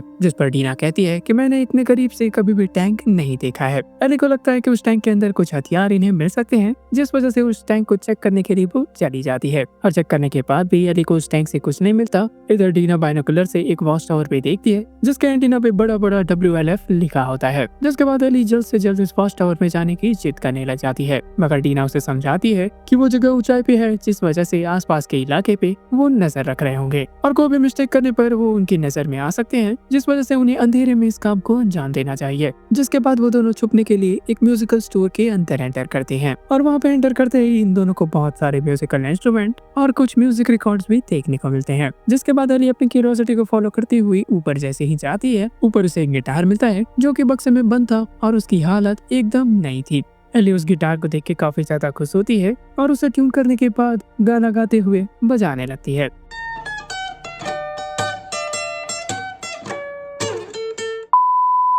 जिसे सुन के डीना भी वहाँ पहुंच जाती है और पास में ही बैठ के वो भी एली की सिंगिंग एंजॉय करने लगती है। देखते ही देखते डीना एली की सिंगिंग से काफी ज्यादा इमोशनल हो चुकी होती है और वो एली की सिंगिंग और गिटार स्किल की तारीफ करने लग जाती है, जिस पर एली उसे कहती है कि जो ने उसे ये सारी चीज सिखाई थी। जिसके बाद स्टोरी ऐसे शिफ्ट होती है, जो कि गैस ऑन करके कॉपर के बर्तन को गर्म करते हुए किसी आदमी को बता रहा था। जब वो यंग था तो एक लड़की को वो पसंद करता था, मगर उससे बात करने में वो काफी ज्यादा हिचकिचाता था, जिस वजह से वो उसे खुश करने के लिए उसके लिए एक खाना बनाया करता था। इसके दूसरे सीन में हमें दिखाया जाता है कि आइजैक ने एक कार मेंबर को जंजीरों से बांध के रखा हुआ है, साथ ही साथ उसे टॉर्चर करके उससे जानने की कोशिश कर रहा है कि इस कार का नेक्स्ट अटैक कहाँ पे होने वाला है। जिस पर उस कार मेंबर कहता है कि हमें सेराफेट्स कहते हैं, ना कि स्कार। इसके साथ ही वो स्कार के प्लान्स के बारे में कुछ भी आइजैक को बताने से मना कर देता है और तब आइजैक उसका ऊपर के गर्म हुए बर्तन को उस कार मेंबर्स के हाथों पे रख देता है। और यहीं पे हमें दिखाया जाता है कि स्कार और WLF के बीच काफी पुरानी दुश्मनी चलती आ रही है। कभी स्कार ने WLF के मेंबर्स को मारा तो कभी WLF ने स्कार के मेंबर्स को मार दिया और गेम में दुश्मनी तब स्टार्ट होती है जब WLF के कोई मेंबर्स ने स्कार कम्युनिटी के प्रॉफिट को मार दिया, जिससे स्कार कम्युनिटी पूरी तरीके से WLF के खिलाफ हो गई और तब से लेकर अब तक इन दोनों ग्रुप के बीच बार बार और बहुत सारी लड़ाइयाँ चलती आ रही है। आइजैक उसे एक बार और पूछता है कि स्कार का नेक्स्ट अटैक कहाँ पे होने वाला है, जिस पर वो स्कार मेंबर अपने दूसरे हाथ को भी टॉर्चर के लिए आगे बढ़ा देता है, मगर वो आइजैक को कुछ भी नहीं बताता, जिससे गुस्से में आकर आइजैक उस आदमी को शूट कर देता है। इधर रात होते ही मौका देख के एली और डीना खिड़की से होते हुए उस टावर के अंदर चले जाते हैं। आगे जाने पर उन्हें बहुत सारे WLF के सोल्जर्स के अंदर एरो घुसे हुए दिखाई देते हैं और जब वो दोनों वॉच टावर के सेंटर में पहुंचते हैं तब वो देख के दंग रह जाते हैं कि वहाँ पे मौजूद जितने भी WLF के सोल्जर्स थे उन्हें फांसी पे लटका के उनकी अतड़ियां बाहर निकाल दी गई थी। तो दीवार पे लिखे हुए मैसेज को पढ़कर एली समझ जाती है तो उस जंगल में जिस ग्रुप की लाश इन्हें मिली थी असल में उन्हीं लोगों ने ये सारा कांड किया हुआ है। तभी वहाँ पे मरे हुए एक सोल्जर की वॉकी टॉकी बजने लग जाती है और इन दोनों को समझ आ जाता है कि जल्द ही यहाँ पे बैकअप पहुँचने वाला होगा और ठीक ऐसा ही होता है। बैकअप वहाँ पे फौरन पहुँच जाती है, जिससे एली और डीना किसी तरीके से छुपते छुपाते ऊपर की तरफ चले जाते हैं, मगर एक सोल्जर ऊपर की तरफ भी चेक करने के लिए पहुँच जाता है और मौका देख के एली उस पर अटैक कर देती है और इससे पहले के सामने खड़ा एक और सोल्जर एली पे अटैक करता डीना आके उसे टपका देती है। गन शॉट की आवाज से सारे सोल्जर्स अलर्ट होकर इनकी तरफ आगे बढ़ने लग जाते हैं। तब एली और डीना खिड़की के रास्ते से नीचे उतरते हैं और उनसे भागने लग जाते हैं और भागते भागते वो लोग बच के एक टनल के अंदर आ जाते हैं, मगर एक सोल्जर उन दोनों को टनल के अंदर जाते हुए देख लेता है, जिससे वो अपने सोल्जर्स को कह के टनल के दूसरे हिस्से में सोल्जर्स को भेज देता है। जिसके बाद एक एक करके बहुत सारे सोल्जर्स उस टनल के अंदर आने लग जाते हैं और अंदर आते ही वो लोग जगह जगह पे फ्लेयर फेंकने लग जाते हैं और तभी फेंका गया एक फ्लेयर सीधे जाके गिरता है कॉर्डिसेप्स फंगस के पास और वो फंगस अपने हाई बैंड के थ्रू बाकी इन्फेक्टेड तक भी ये मैसेज पहुंचा देते हैं कि उसे यहाँ पे खतरा है। जिसके बाद इन्फेक्टेड का एक लार्ज ग्रुप उस टनल में आने लग जाते हैं और डीना ने इन्फेक्टेड्स की आवाज सुन के पहले ही ये महसूस कर लिया था यहाँ पर कोई एक दो इन्फेक्टेड्स नहीं बल्कि सैकड़ों की संख्या में इन्फेक्टेड्स मौजूद है। तो एली और डीना किसी तरीके से ट्रेन के ऊपर चढ़ के ट्रेन के अंदर जाते हैं और वहाँ से वो निकलने की कोशिश करते हैं, मगर इन्फेक्टेड्स की फौज उस पर लगातार अटैक करती जा रही थी और ये दोनों अपना पूरा का पूरा जोर लगा देते हैं उनसे बच के भागने के लिए। जिसके बाद ये लोग फेंस को पार करके जैसे ही एग्जिट गेट की तरफ आगे बढ़ते हैं वो गेट पूरी तरीके से जाम हो चुका था। तब एली पूरा जोर लगा के अपने आप को तो उस गेट से बाहर निकाल लेती है, मगर डीना पीछे पीछे होती है, जिस वजह से एक इन्फेक्टेड डीना के पास पहुंचकर जैसे उसे काटने वाला था, एली अपना हाथ आगे करके उसे अपने आप को काटने दे देती है, जिससे उन लोगों को थोड़ा सा टाइम मिल जाता है डीना को गेट के इस तरफ लाने का। जिसके बाद वो दोनों बचते हुए एक घर के अंदर एंटर कर जाते हैं और जिसके बाद एली जैसे अपनी बाइट मार्क को पट्टी करती है, वो देखते हैं कि डीना ने उसके ऊपर गन तान दी है, क्योंकि डीना को लग रहा था कि अब एली भी इन्फेक्टेड हो जाएगी और वो एली के ऊपर ही चिल्लाने लग जाती है कि आखिरकार तुमने ऐसा क्यों किया। एली उसे काफी ज्यादा कन्विंस करने की कोशिश करती है, मगर डीना उसकी एक नहीं सुनती। अब थक हार कर एली उससे कहती है कि मैं पास के ही चेयर में बैठ जाऊंगी और तुम पूरे टाइम मेरी तरफ अपनी गन को पॉइंट करके रखना, और अगर मैं इन्फेक्टेड में कन्वर्ट हो जाऊं तो मुझे शूट कर देना। तब डीना भी इसके लिए मान जाती है, जिसके बाद एली सो जाती है और जैसे ही वो कुछ घंटों बाद उठती है तब डीना को यकीन हो जाता है कि एली के अंदर सच में इस फंगस से लड़ने की इम्यूनिटी है। इसके बाद डीना धीरे धीरे एली की तरफ आगे बढ़ते हुए उसे बताते हैं कि वो प्रेग्नेंट है। इससे एली भी काफी ज्यादा शॉक्ड हो जाती है, जिसके बाद डीना एली को किस करने लग जाती है। जिसके बाद जैसे ही सुबह होती है, डीना एली के हाथों में बाकी बाइट मार्क को भी देखती है और उसे कहती है कि तुमने कहा था कि ये निशान जलने का था, जिस पर एली कहती है कि उसे टी शर्ट पहने थे, जिस वजह से उसने ऐसे जलने वाले निशान बनाए ताकि वो बाइट मार्क्स छुप जाए। जिसके बाद एली डीना से पूछती है कि आखिरकार उसने कंफर्म कैसे किया कि वो प्रेग्नेंट है। तब जाके डीना उसे बताते हैं कि उसके बहुत टाइम से पीरियड मिस हो रखे थे, जिस वजह से जैसे उसने प्रेगनेंसी टेस्ट किट का यूज किया उसे पॉजिटिव साइन मिला कि वो प्रेग्नेंट है, और उसने 100% श्योर होने के लिए लगातार एक के बाद एक 4 टेस्ट कर डाले और सारे के रिजल्ट उसे पॉजिटिव मिले। जिसके बाद एली डीना के टांग खींचते हुए उसे पूछती है कि बच्चा जेसिका ही तो है, जिस पर डीना भी उसे कंफर्मेशन देती है कि हाँ जेसिका ही है। जिसके बाद एली काफी ज्यादा खुश हो जाती है कि अब ये तीनों उस बच्चे के पेरेंट्स होंगे, और उनकी बातें आगे कंटिन्यू होती है इससे पहले कि कुछ धमाके की आवाज इन्हें आने लगती है। साथ ही साथ वो वॉकी टॉकी भी बजने लग जाता है, जिसमें कहा जा रहा होता है कि वो लोग जख्मियों को लेक हिल नाम की जगह पे ले जा रहे हैं। जिसके बाद वो लोग उस घर के छत पे चले जाते हैं और जिसके बाद शहर का नजारा देख के लोग दंग रह जाते हैं, क्योंकि शहर में बहुत सारी जगहों पे ब्लास्ट हो रखे थे। जिसके बाद टीना मैप के सहारे उस लेक हिल नाम के बिल्डिंग का पता लगाती है, तो फाइनली एली को पता था कि उसे एबी कहाँ पे मिलने वाली है। जिस वजह से वो डीना से कहती है कि तुम्हें मेरे साथ आने की जरूरत नहीं, तुम मेरे आते तक यहाँ पे रुक सकती हो। मगर एली के कहने का डीना पे कोई असर नहीं पड़ता और वो चाहे कुछ भी हो एली के साथ ही जाना चाहती है। डीना के कहती है कि हम दोनों एक साथ यहाँ तक आए हैं और एक ही साथ इस मिशन को अंजाम देंगे, और जिसके बाद यहाँ पे ये एपिसोड एंड हो जाता है। एपिसोड 5 की शुरुआत WLF के वन ऑफ द लीडर हैन रहन से होती है। वो जैसे ही एक हॉस्पिटल के अंदर जाती है, वो देखते हैं कि स्टेबल बेसमेंट एक्सेस के दरवाजे को पूरी तरीके से बंद कर दिया गया है। जिसके बाद वो ऐसा करने वाली लेडी WLF ऑफिसर के पास जाती है और उससे पूछती है कि उसे सुनने में आया है कि तुमने अपने ही आदमियों को मार दिया। जिस पर वो लेडी ऑफिसर हैन रहन को बताती है कि उन्होंने इस हॉस्पिटल बिल्डिंग को पूरी तरीके से क्लियर कर दिया था, मगर जैसे ही मेरे सोल्जर बेसमेंट लेवल B1 से लेके B12 में गए, वो सारे के सारे सोल्जर्स इन्फेक्टेड होते चले गए। इधर उस ऑफिसर को लग रहा होता है कि उन्हें कोई इन्फेक्टेड ने काट लिया, मगर ऐसा होना बहुत स्ट्रेंज बात थी, क्योंकि इन्फेक्शन इतनी जल्दी नहीं फैलता। देखते ही देखते उन्हें बोलने और सांस लेने में तकलीफ होने लगी, और कुछ देर बाद बेसमेंट लेवल B2 में मौजूद एक सोल्जर रेडियो के थ्रू इन्हें बताता है कि मुझे किसी इन्फेक्टेड ने नहीं काटा है, यहाँ पर इन्फेक्शन पूरे तरीके से हवा में ही फैल चुका है। इसके साथ ही वो सोल्जर पूरे तरीके से बेसमेंट जाने वाला वो रास्ता सील करने के लिए कहता है, और यही रीजन है कि उन्होंने B2 के दरवाजे के साथ साथ B1 के दरवाजे को भी पूरी तरीके से सील करवा दिया। जिसके बाद हैन रहन वहाँ से जाने लगती है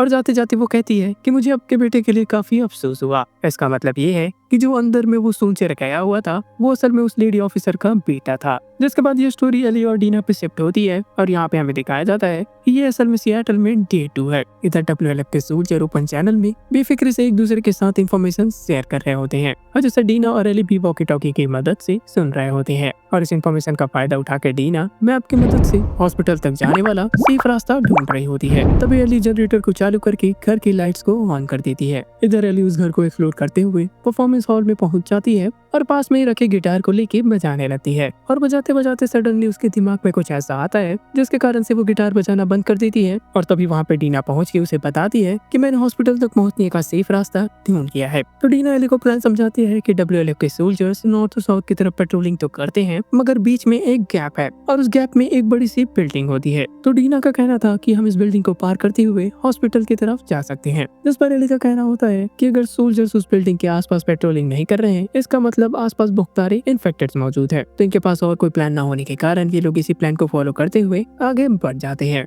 सिएटल के गलियों से निकलते हुए इन्हें रास्ते में ही दीवार पे एक लेडी की ग्राफिटी बनी हुई दिखाई देती है, और इसी लेडी ने इस कार के रिलीजन को स्टैब्लिश किया था। और सेराफिट्स के इस लीडर के बारे में मैंने काफी कुछ पिछले एपिसोड्स में कवर कर ही रखा है। तो डीना और एली जैसे उस ग्राफिटी के नीचे देखते हैं, वहाँ पे बहुत सारे सेराफिट्स यानी स्कार्स की लाशें पड़ी होती है, और जिसे देख के इतना तो क्लियर हो ही जाता है कि WLF के सोल्जर्स भी दूध के धुले हुए बिल्कुल नहीं है। तो वहाँ पे पड़ी सड़ी हुई लाशों को देख के डीना एक बार फिर से उल्टी करने लग जाती है, जिस पर इस सिचुएशन को देख के एली डीना से कहती है कि मुझे तुम्हें यहाँ पर नहीं लाना चाहिए था। मगर एली की बातों को इग्नोर करते हुए डीना आगे चलना जारी रखती है, और वो चलते चलते ये भी बताती है कि वो बचपन में अपनी मॉम और एक सिस्टर के साथ जंगलों के बीच में कैबिन पे रहा करते थे। एक दिन किसी आदमी ने उसकी माँ और उसके सिस्टर को उसके सामने ही मार डाला, और डीना भले ही उस वक्त 8 साल की थी, मगर वो गन लेके उस आदमी का काम तमाम कर देती है। और ये बातें बताते हुए वो एनी से कहती है कि जोल ने चाहे उन लोगों के साथ कैसा भी किया हो, वो मरना नहीं डिजर्व करता था, और अगर किसी ने मेरे पेरेंट्स को ऐसा मारा होता तो मैं पूरी जिंदगी भर उसकी तलाश करती और उसे ढूंढ ढूंढ के मारती। जिसके बाद अंधेरा होते ही फेंस को पार करके वो लोग उस बिल्डिंग के अंदर चले जाते हैं,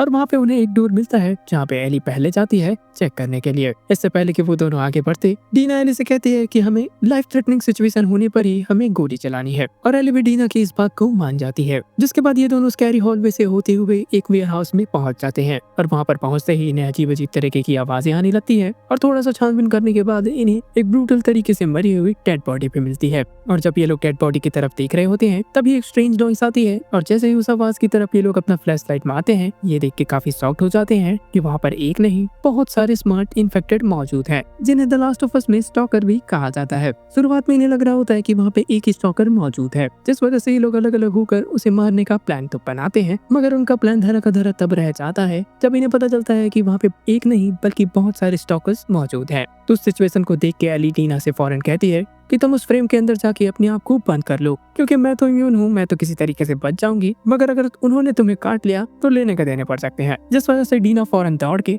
उस फ्रेम के अंदर अपने आप को बंद कर लेती है। शुरुआत में एली अपने गन्स की मदद से काफी ज्यादा उनसे मुकाबला करने की कोशिश करती है, मगर वो स्टॉकर किसी तरीके से उसे गिरा देती हैं और उस पे एक के बाद एक अटैक करने लग जाते हैं। इधर बात करें अगर डीना की, तो वो भी फ्रेम के अंदर से बिल्कुल नहीं थी। वो स्टॉकर्स मेटल की सीट को चीरते हुए उसकी ओर धीरे धीरे पहुंच रहे होते हैं। वो तो भला जेसिका जो कि टाइम पे आकर सारे के सारे स्टॉकर्स को खत्म कर देता है। एली और डीना जेसी को देख के काफी ज्यादा सरप्राइज होते हैं, जिसके बाद वो तीनों वहाँ से निकल के जैसे ही भाग रहे होते हैं, WLF के सोल्जर्स उन्हें स्पॉट कर लेते हैं और उनका पीछा करना शुरू कर देते हैं। मगर ये तीनों किसी तरीके से बचते बचाते पास के ही पार्क के अंदर चले जाते हैं। और यहाँ पर ध्यान देने वाली बात ये थी कि WLF के सोल्जर्स इस पार्क के अंदर आने से काफी ज्यादा हिचकिचा रहे होते हैं, जिसके बाद ये लोग पार्क के अंदर से ही रास्ता ढूंढने पे लग जाते हैं। इसी बीच डीना और एली जेसी से पूछते हैं कि आखिरकार तुमने हमें कैसे ढूंढा। तब जेसी बताता है कि तुम लोगों ने उस घर के अंदर जो मैट छोड़ा हुआ था उसका पीछा करते करते मैं यहाँ तक पहुँच गया। साथ ही साथ वो ये भी बताता है कि वो यहाँ पे टॉमी के साथ आया है, और यहाँ पर आते ही वो दोनों अलग अलग हो गए एली और डीना को ढूंढने के लिए। जेसी आगे कहता है कि टॉमी और उसने सुबह मिलने का प्लान किया है, जिस वजह से सुबह होते ही हम सब टॉमी से मिलेंगे और एक साथ वापस पे चले जाएंगे। मगर एली फौरन जेसी की बात से अपोज करती है कि वो एबी को मारे बिना यहाँ से नहीं जाने वाली, और इतने में ही स्टॉकर्स की सीटी की आवाज आने लगती है। थोड़ा सा छानबीन करने के बाद वो स्कार्स के एक ग्रुप को देखता है जो कि WLF के सोल्जर को फांसी में लटका के उसकी हथेलियां बाहर निकाल देते हैं। इसी वक्त को स्कार मेंबर डीना को स्पॉट कर लेता है और उसके थाइस पे एरो शूट कर देता है। फौरन एली जेसी से कहती है कि तुम डीना को लेके यहाँ से भागो, हम सुबह होने से पहले थिएटर में मिलेंगे। और यहाँ से वो तीनों अलग अलग हो जाते हैं, और एली किसी तरीके से अपने जान पेड़ों में छुप के बचाती है, और उनके जाते ही वहाँ से निकल के उसी हॉस्पिटल के अंदर चली जाती है जिसमें ये लोग जाने की कोशिश कर रहे थे। मगर उसके हॉस्पिटल के पास जाते ही गार्ड डॉग काफी ज्यादा भौंकने लग जाता है, और जब वो कुत्ता एक छोटे से होल के पास भौंकने लग जाता है तब गार्ड को लगता है कि यहाँ पे कोई जानवर होगा, मगर एली उससे बचते हुए उस हॉस्पिटल के अंदर एंटर कर जाती है। और इसके बाद उस हॉस्पिटल के अंदर हमें नोरा को दिखाया जाता है जो कि एक पेशेंट की पट्टी कर रही होती है। तो उस पेशेंट की पट्टी करने के बाद वो जैसे ही मेडिकल सप्लाई रूम की तरफ जाती है, उसे पीछे से एली की आवाज आती है कि उसे नीचे रख दो और अपने हाथ ऊपर करके उल्टे घूम जा। एली नोरा को देखने के बाद अब फुल ऑन रेज मोड में थी, और वो बार बार एबी की लोकेशन पूछ रही थी, मगर नोरा है कि उसे बताने का नाम नहीं लेती। जिसके बाद वो एली के बूस्टर कंडीशन का फायदा उठा के उसे चकमा देके वहाँ से भागने लगती है, और अब एली भी गन लेके उसके पीछे पीछे दौड़ रही होती है। जिसके बाद नोरा भागते भागते डेड एंड की तरफ पहुंच चुकी थी। अब उसके पास आगे जाने का कोई भी रास्ता नहीं बचा था, जिस वजह से वो एक बंद लिफ्ट के अंदर छलांग लगा देती है जो कि सीधे बेसमेंट की तरफ जा रही थी। अब क्योंकि बेसमेंट जाने के सारे रास्ते सील हो चुके थे, जिस वजह से लिफ्ट ही एक ऐसा जरिया था जिससे बेसमेंट तक जाया जा सकता था, तो वो अपनी लाइफ की परवाह ना करते हुए भी सीधे बेसमेंट की तरफ चली जाती है, और एली भी उसके पीछे पीछे बेसमेंट के अंदर चली जाती है। वो बेसमेंट का हाल देख के काफी ज्यादा शॉक्ड हो जाती है, क्योंकि चारों तरफ कॉर्डिसेप्स फंगस पूरी तरीके से फैल चुके थे। इसी बीच एली को को दीवार में कॉर्डिसेप फंगस के बीच फंसा हुआ एक आदमी मिलता है और वो आदमी जब भी सांस ले रहा था तब उसके मुंह से बहुत सारे स्पोर्सेस निकल रहे होते हैं। वो तो भला हो एली की इम्यूनिटी का, वरना एली अब तक इन्फेक्ट हो चुकी रहती। जिसके बाद एली इलेक्ट्रिकल रूम जाके वहाँ की लाइट्स ऑन कर देती है और तभी उसे किसी के खांसने की आवाज आती है। जिसके बाद एली उस आवाज का पीछा करते हुए सीधे देखती है कि वो कोई और नहीं बल्कि नोरा है, जो कि हवा में उड़ रहे स्पोर्सेस के कारण धीरे धीरे इन्फेक्शन उसके बॉडी में फैलने लगा था। तो नोरा एली को देखते ही कहती है कि अब हम दोनों एक साथ ही यहीं पे मरने वाले हैं। जिस पर एली का कहना होता है कि क्या सच में? मेरी हालत देख के तुम्हें ऐसा लग रहा है कि मैं स्पोर्ट से कांटेक्ट में आके मरने वाली हूँ? और नोरा जैसे ही इस बात पे गौर करती है, वो जान जाती है कि उस दिन जोल के साथ आने वाली वो इम्यून लड़की एली ही थी। इधर एली एक बार फिर से नोरा से पूछती है कि एबी कहाँ है, मगर बार बार नोरा उसे एबी की लोकेशन बताने से मना कर देती है। और अब क्योंकि Ellie full on rage mode में थी तो पास में ही मेटल के रॉड को लेके नोरा के पैर पे बार बार वार करना शुरू कर देती है और हर एक बार के बाद उससे पूछती जाती है कि वेयर इज एबी। जिसके बाद वो चिल्लाते हुए एक लास्ट बार पूछती है कि आखिरकार कहाँ है वो। और गाइस यहाँ पे the last of us season 2 का एपिसोड 5 एंड हो जाता है। तो इस एपिसोड की शुरुआत में ही हमें पता चल जाता है कि ये एपिसोड पूरी तरह से फ्लैशबैक्स पे ही फोकस करने वाला है। तो एपिसोड 6 की शुरुआत ऑस्टिन टेक्सास 1983 से होती है, जहाँ पे जोल और टॉमी के बचपन को हमें दिखाया जाता है। और यहाँ पे उसके डैड एक पुलिस वाले थे जो कि काफी स्ट्रिक्ट थे और जोल और टॉमी की छोटी से छोटी गलती करने पर भी उन्हें काफी बुरी तरीके से सजा दिया करते थे। तो एक दिन जोल टॉमी की ड्रग्स वाली बात को छुपा के उसकी गलतियों को अपने सर लेने की कोशिश करता है, मगर जोल के डैड पुलिस वाले थे, जिस वजह से वो अच्छी तरीके से जानते थे कि यहाँ पर गलती असल में टॉमी की है। मगर उसके डैड जोल को अपने छोटे भाई को बचाता हुआ देख के काफी ज्यादा सरप्राइज होते हैं और यही रीजन होता है कि वो उस दिन टॉमी या जोल दोनों में से किसी की भी मार कुटाई नहीं करता। जिसके बाद जोल के डैड उसे बताते हैं कि जब वो छोटा था तब उसके डैड भी उसे पूरी तरीके से मारा करते थे। और एक बार तो ये मैटर इस हद तक बढ़ गया कि जोल के दादाजी ने जोल के डैड का जबड़ा ही तोड़ दिया, वो भी एक छोटी सी कैंडी को लेकर। तो यहाँ पर जोल के डैड का कहना था कि मैं असल में अपने डैड से तो बेहतर ही डैड हूँ। तो यहाँ पर जोल के डैड जोल को केवल इतना ही समझाने की कोशिश कर रहे थे कि मैं चाहे कैसा भी डैड हूँ, तुम अपने टाइम आने पर मुझसे बेटर बनना। तो जिसके बाद कहानी शिफ्ट होती है 2024 में, जहाँ पर एली और जोल को जैक्सन टाउन में आए हुए केवल 2 महीने कंप्लीट हुए थे। यहीं पे हमें बताया जाता है कि आज एली का बर्थडे है, जिस वजह से जोल ने सच से डील करके एली के लिए एक बर्थडे केक बनवाया था। इसके साथ साथ जोल ने एली के बर्थडे के लिए खुद से रिस्टोर किया हुआ एक गिटार भी दिया। और यहाँ पर एली के केक वाले रिएक्शन को देख के ऐसा लगता है कि इस पोस्ट एपोकैलिप्टिक दुनिया में एली को बर्थडे सेलिब्रेशन जैसी चीजों का बिल्कुल भी एक्सपीरियंस नहीं था, जिस वजह से वो केक को ऐसे ही हाथ में पकड़ के ही खाने लगती है। 1 year later, इसके अगले साल एली के 16 बर्थडे पे जोल उसे सरप्राइज देने के लिए एक म्यूजियम लेके जाता है। और यहाँ पे एली के डायनासोर और स्पेस वाले इंटरेस्ट को देखते हुए जोल ने बर्थडे सरप्राइज के लिए इसी जगह को बेस्ट माना। तो जोल ने एली के हर वो पसंद की चीजें यहाँ पे इंक्लूड की थी। इसे एक्सपीरियंस करने के बाद एली की खुशी का ठिकाना ही नहीं रहा और एली को इतना ज्यादा एंजॉय करते हुए देख के जोल भी काफी ज्यादा खुश हो रहा था। और साथ ही साथ जोल के मन में ये भी चल रहा होगा कि वो अपने डैड से तो बेटर ही डैड बन रहा है। और देखा जाए तो एली और जोल के लाइफ में ये सबसे ज्यादा हैप्पीनेस भरा दिन था। जिसके बाद एक और साल का हमें टाइम जंप देखने को मिलता है और इस बर्थडे तक आते आते एली का जोल पे भरोसा धीरे धीरे खत्म होने लग गया था, क्योंकि एली को ऐसा लग रहा था कि जोल जरूर कुछ न कुछ सॉल्ट लेक सिटी वाले हॉस्पिटल इंसिडेंट्स के बारे में उससे छुपा रहा है। तो हर साल की तरह इस साल वाले बर्थडे पे भी सच से कहकर एली के बर्थडे के लिए केक जोल प्रिपेयर करके जैसे ही घर पे लाता है, यहाँ पर जोल का सोचना था कि एली सरप्राइज होगी, मगर जैसे ही वो एली के कमरे में जाता है जोल खुद ही सरप्राइज हो जाता है। यहाँ पर एली और कैट दोनों ही एक दूसरे के साथ अपना प्राइवेट मोमेंट एंजॉय कर रहे थे, जिसे देखने के बाद जोल काफी ज्यादा शॉक्ड हो जाता है और उसे बिल्कुल भी समझ नहीं आता कि इस मोमेंट पे वो कैसे रिएक्ट करे। इसके साथ ही जोल जैसे ही एली के हाथों पे वो मौत का टैटू देखता है, जोल पूरी तरीके से बौखला जाता है। लेटर आगे हमें बताया जाता है कि जोल को गैल से पता चलता है कि मौत असल में डेथ को रिप्रेजेंट करता है। देखते ही देखते जोल और एली के बीच धीरे धीरे दूरियां बढ़ने लगी और उन दोनों के बीच बातचीत भी बहुत कम होने लगी। इधर एली भी अपने डैड के घर को छोड़ के पास के गैराज में शिफ्ट हो जाती है। जिसके 1 साल बाद एली के 19 बर्थडे पर अब एली पूरी तरीके से ठान चुकी थी कि वो सॉल्ट लेक सिटी हॉस्पिटल वाले इंसिडेंट्स के बारे में पूरी की पूरी सच्चाई जोल से निकलवा के रहेगी। और इस सच्चाई को सामने लाने के लिए एली ने जोल के लिए बहुत सारे क्वेश्चंस प्रिपेयर करके रखे थे। तभी वहाँ पे जोल पहुँच के एली को गुड न्यूज देता है कि वो एली के 19th बर्थडे पे उसे पेट्रोलिंग पे लेके जाएगा। फिर तो एली थोड़ी देर के लिए उस सॉल्ट लेक सिटी वाली प्रोग्राम को तो भूल ही जाती है और वो सीधे पेट्रोलिंग के लिए निकल जाती है। तो जोल और एली जब पेट्रोलिंग पे थे तब इन्हें पता चलता है कि कुछ इन्फेक्टर्स ने यूजीन और एडम पे अटैक कर दिया, जिसके बाद एली के इंसिस्ट करने पर जोल उसे लेकर यूजीन की मदद करने के लिए निकल जाता है। तो अटैक वाली लोकेशन पे पहुंचते ही इन्हें पता चलता है कि एडम तो वहीं पे मारा गया और रहा सवाल यूजीन का,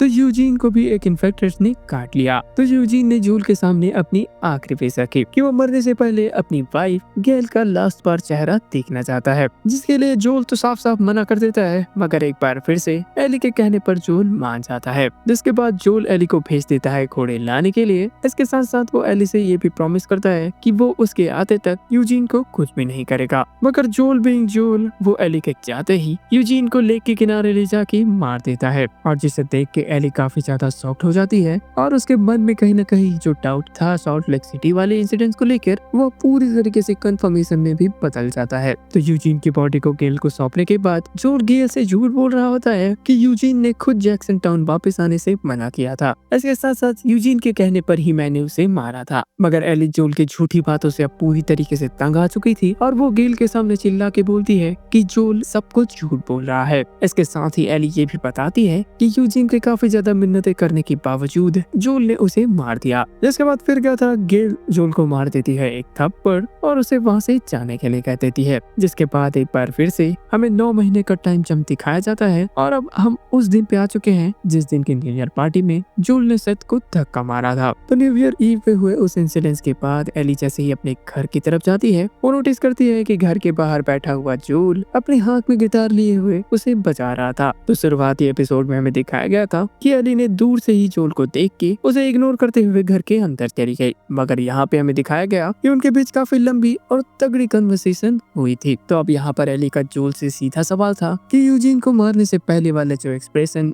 जोल के चेहरे पे था, ठीक वही एक्सप्रेशन सॉल्ट लेक सिटी के इंसिडेंट्स के होने के बाद एली से बात करते वक्त था। इसका मतलब साफ है कि उस दिन भी जोल झूठ बोल रहा था। तो अब जोल अपनी पीटी यानी एली से और ज्यादा झूठ नहीं बोलना चाहता था, जिस वजह से वो अपने दर्द भरे एक्सप्रेशन से ही बता देता है कि हाँ वो सब झूठ था और उस दिन हॉस्पिटल में कोई भी रीडर्स का अटैक नहीं हुआ था। इन्फेक्शन का क्योर बनाने के लिए एली की जान जाने वाली थी और इस बात का पता चलते ही जोल ने एली को बचाने के लिए वो हर चीजें की जो उसे जायज लगी। इसके साथ साथ जोल एली से कहता है कि अगर उसे दूसरा मौका मिले एली को बचाने के लिए तो वो हर बार वही दोहराएगा। जवाब में एली जोल से कहती है कि वो एक नंबर का सेल्फिश इंसान है, जिसके जवाब में जोल एली से कहता है कि तुम नहीं समझोगी कि एक बाप का प्यार क्या होता है। इसके साथ साथ वो अपने बाप के कहे हुए उस लाइनों को भी दोहराता है कि जब भी तुम्हें पेरेंट बनने का मौका मिले तुम मेरे से भी अच्छा पेरेंट बनना। और इतना सुनते ही एली जोल से कहती है कि थोड़ा टाइम लगेगा मगर मैं आपको माफ करने की कोशिश जरूर करूंगी। जिसके बाद ये स्टोरी वापस से प्रेजेंट टाइम पे आती है, जहाँ पर एली नोरा को मारने के बाद वहाँ से बाहर निकल के सीधे जेसी और डीना से मिलने चली जाती है। और गाइस यहाँ पे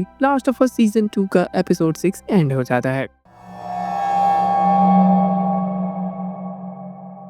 तो एपिसोड 7 की शुरुआत में जेसी डीना के पैर से तीर निकाल रहा होता है, जिस वजह से उसे काफी ज्यादा पेन होने लगता है। तो उसी पेन को कम करने के लिए जेसी डीना को अल्कोहल ऑफर करता है, मगर डीना उसे लेने से इनकार कर देती है। तो इस सिचुएशन को देख के जेसी भी समझ जाता है कि यहाँ पे कुछ न कुछ तो लोचा है। जिसके बाद एली भी वहाँ पे पहुंच जाती है और डीना उसे अकेले में बताती है कि बेबी अभी बिल्कुल सही सलामत है। जिसके बाद डीना एली की मलहम पट्टी करने लग जाती है और इसी बीच एली ने डीना को बताया कि उसने नोरा को ढूंढ लिया और उसे टॉर्चर करके कुछ वर्ड्स तो निकलवा लिए, मगर इन्फेक्टेड होने की वजह से उसके मुंह से केवल व्हील और व्हील वर्ड ही निकल पाए। जिसके बाद एली ने डीना के सामने सब कुछ कन्फेस कर दिया कि उसे नोरा को टॉर्चर करने में कोई भी हिचकिचाहट नहीं हुई। इसके साथ ही उसने नोरा को वैसे ही तड़पते हुए छोड़कर इन्फेक्शन का शिकार होने दिया, जिस पर डीना का कहना था कि नोरा ये सब डिजर्व करती है। मगर यह पे एली डीना को सॉल्ट लेक सिटी में हुए इंसिडेंट्स के बारे में पूरी तरीके से बता देती है कि एबी और उसकी गैंग जो उसे बदला लेने के लिए जैक्सन आए हुए थे, क्योंकि जोल ने एली को बचाने के लिए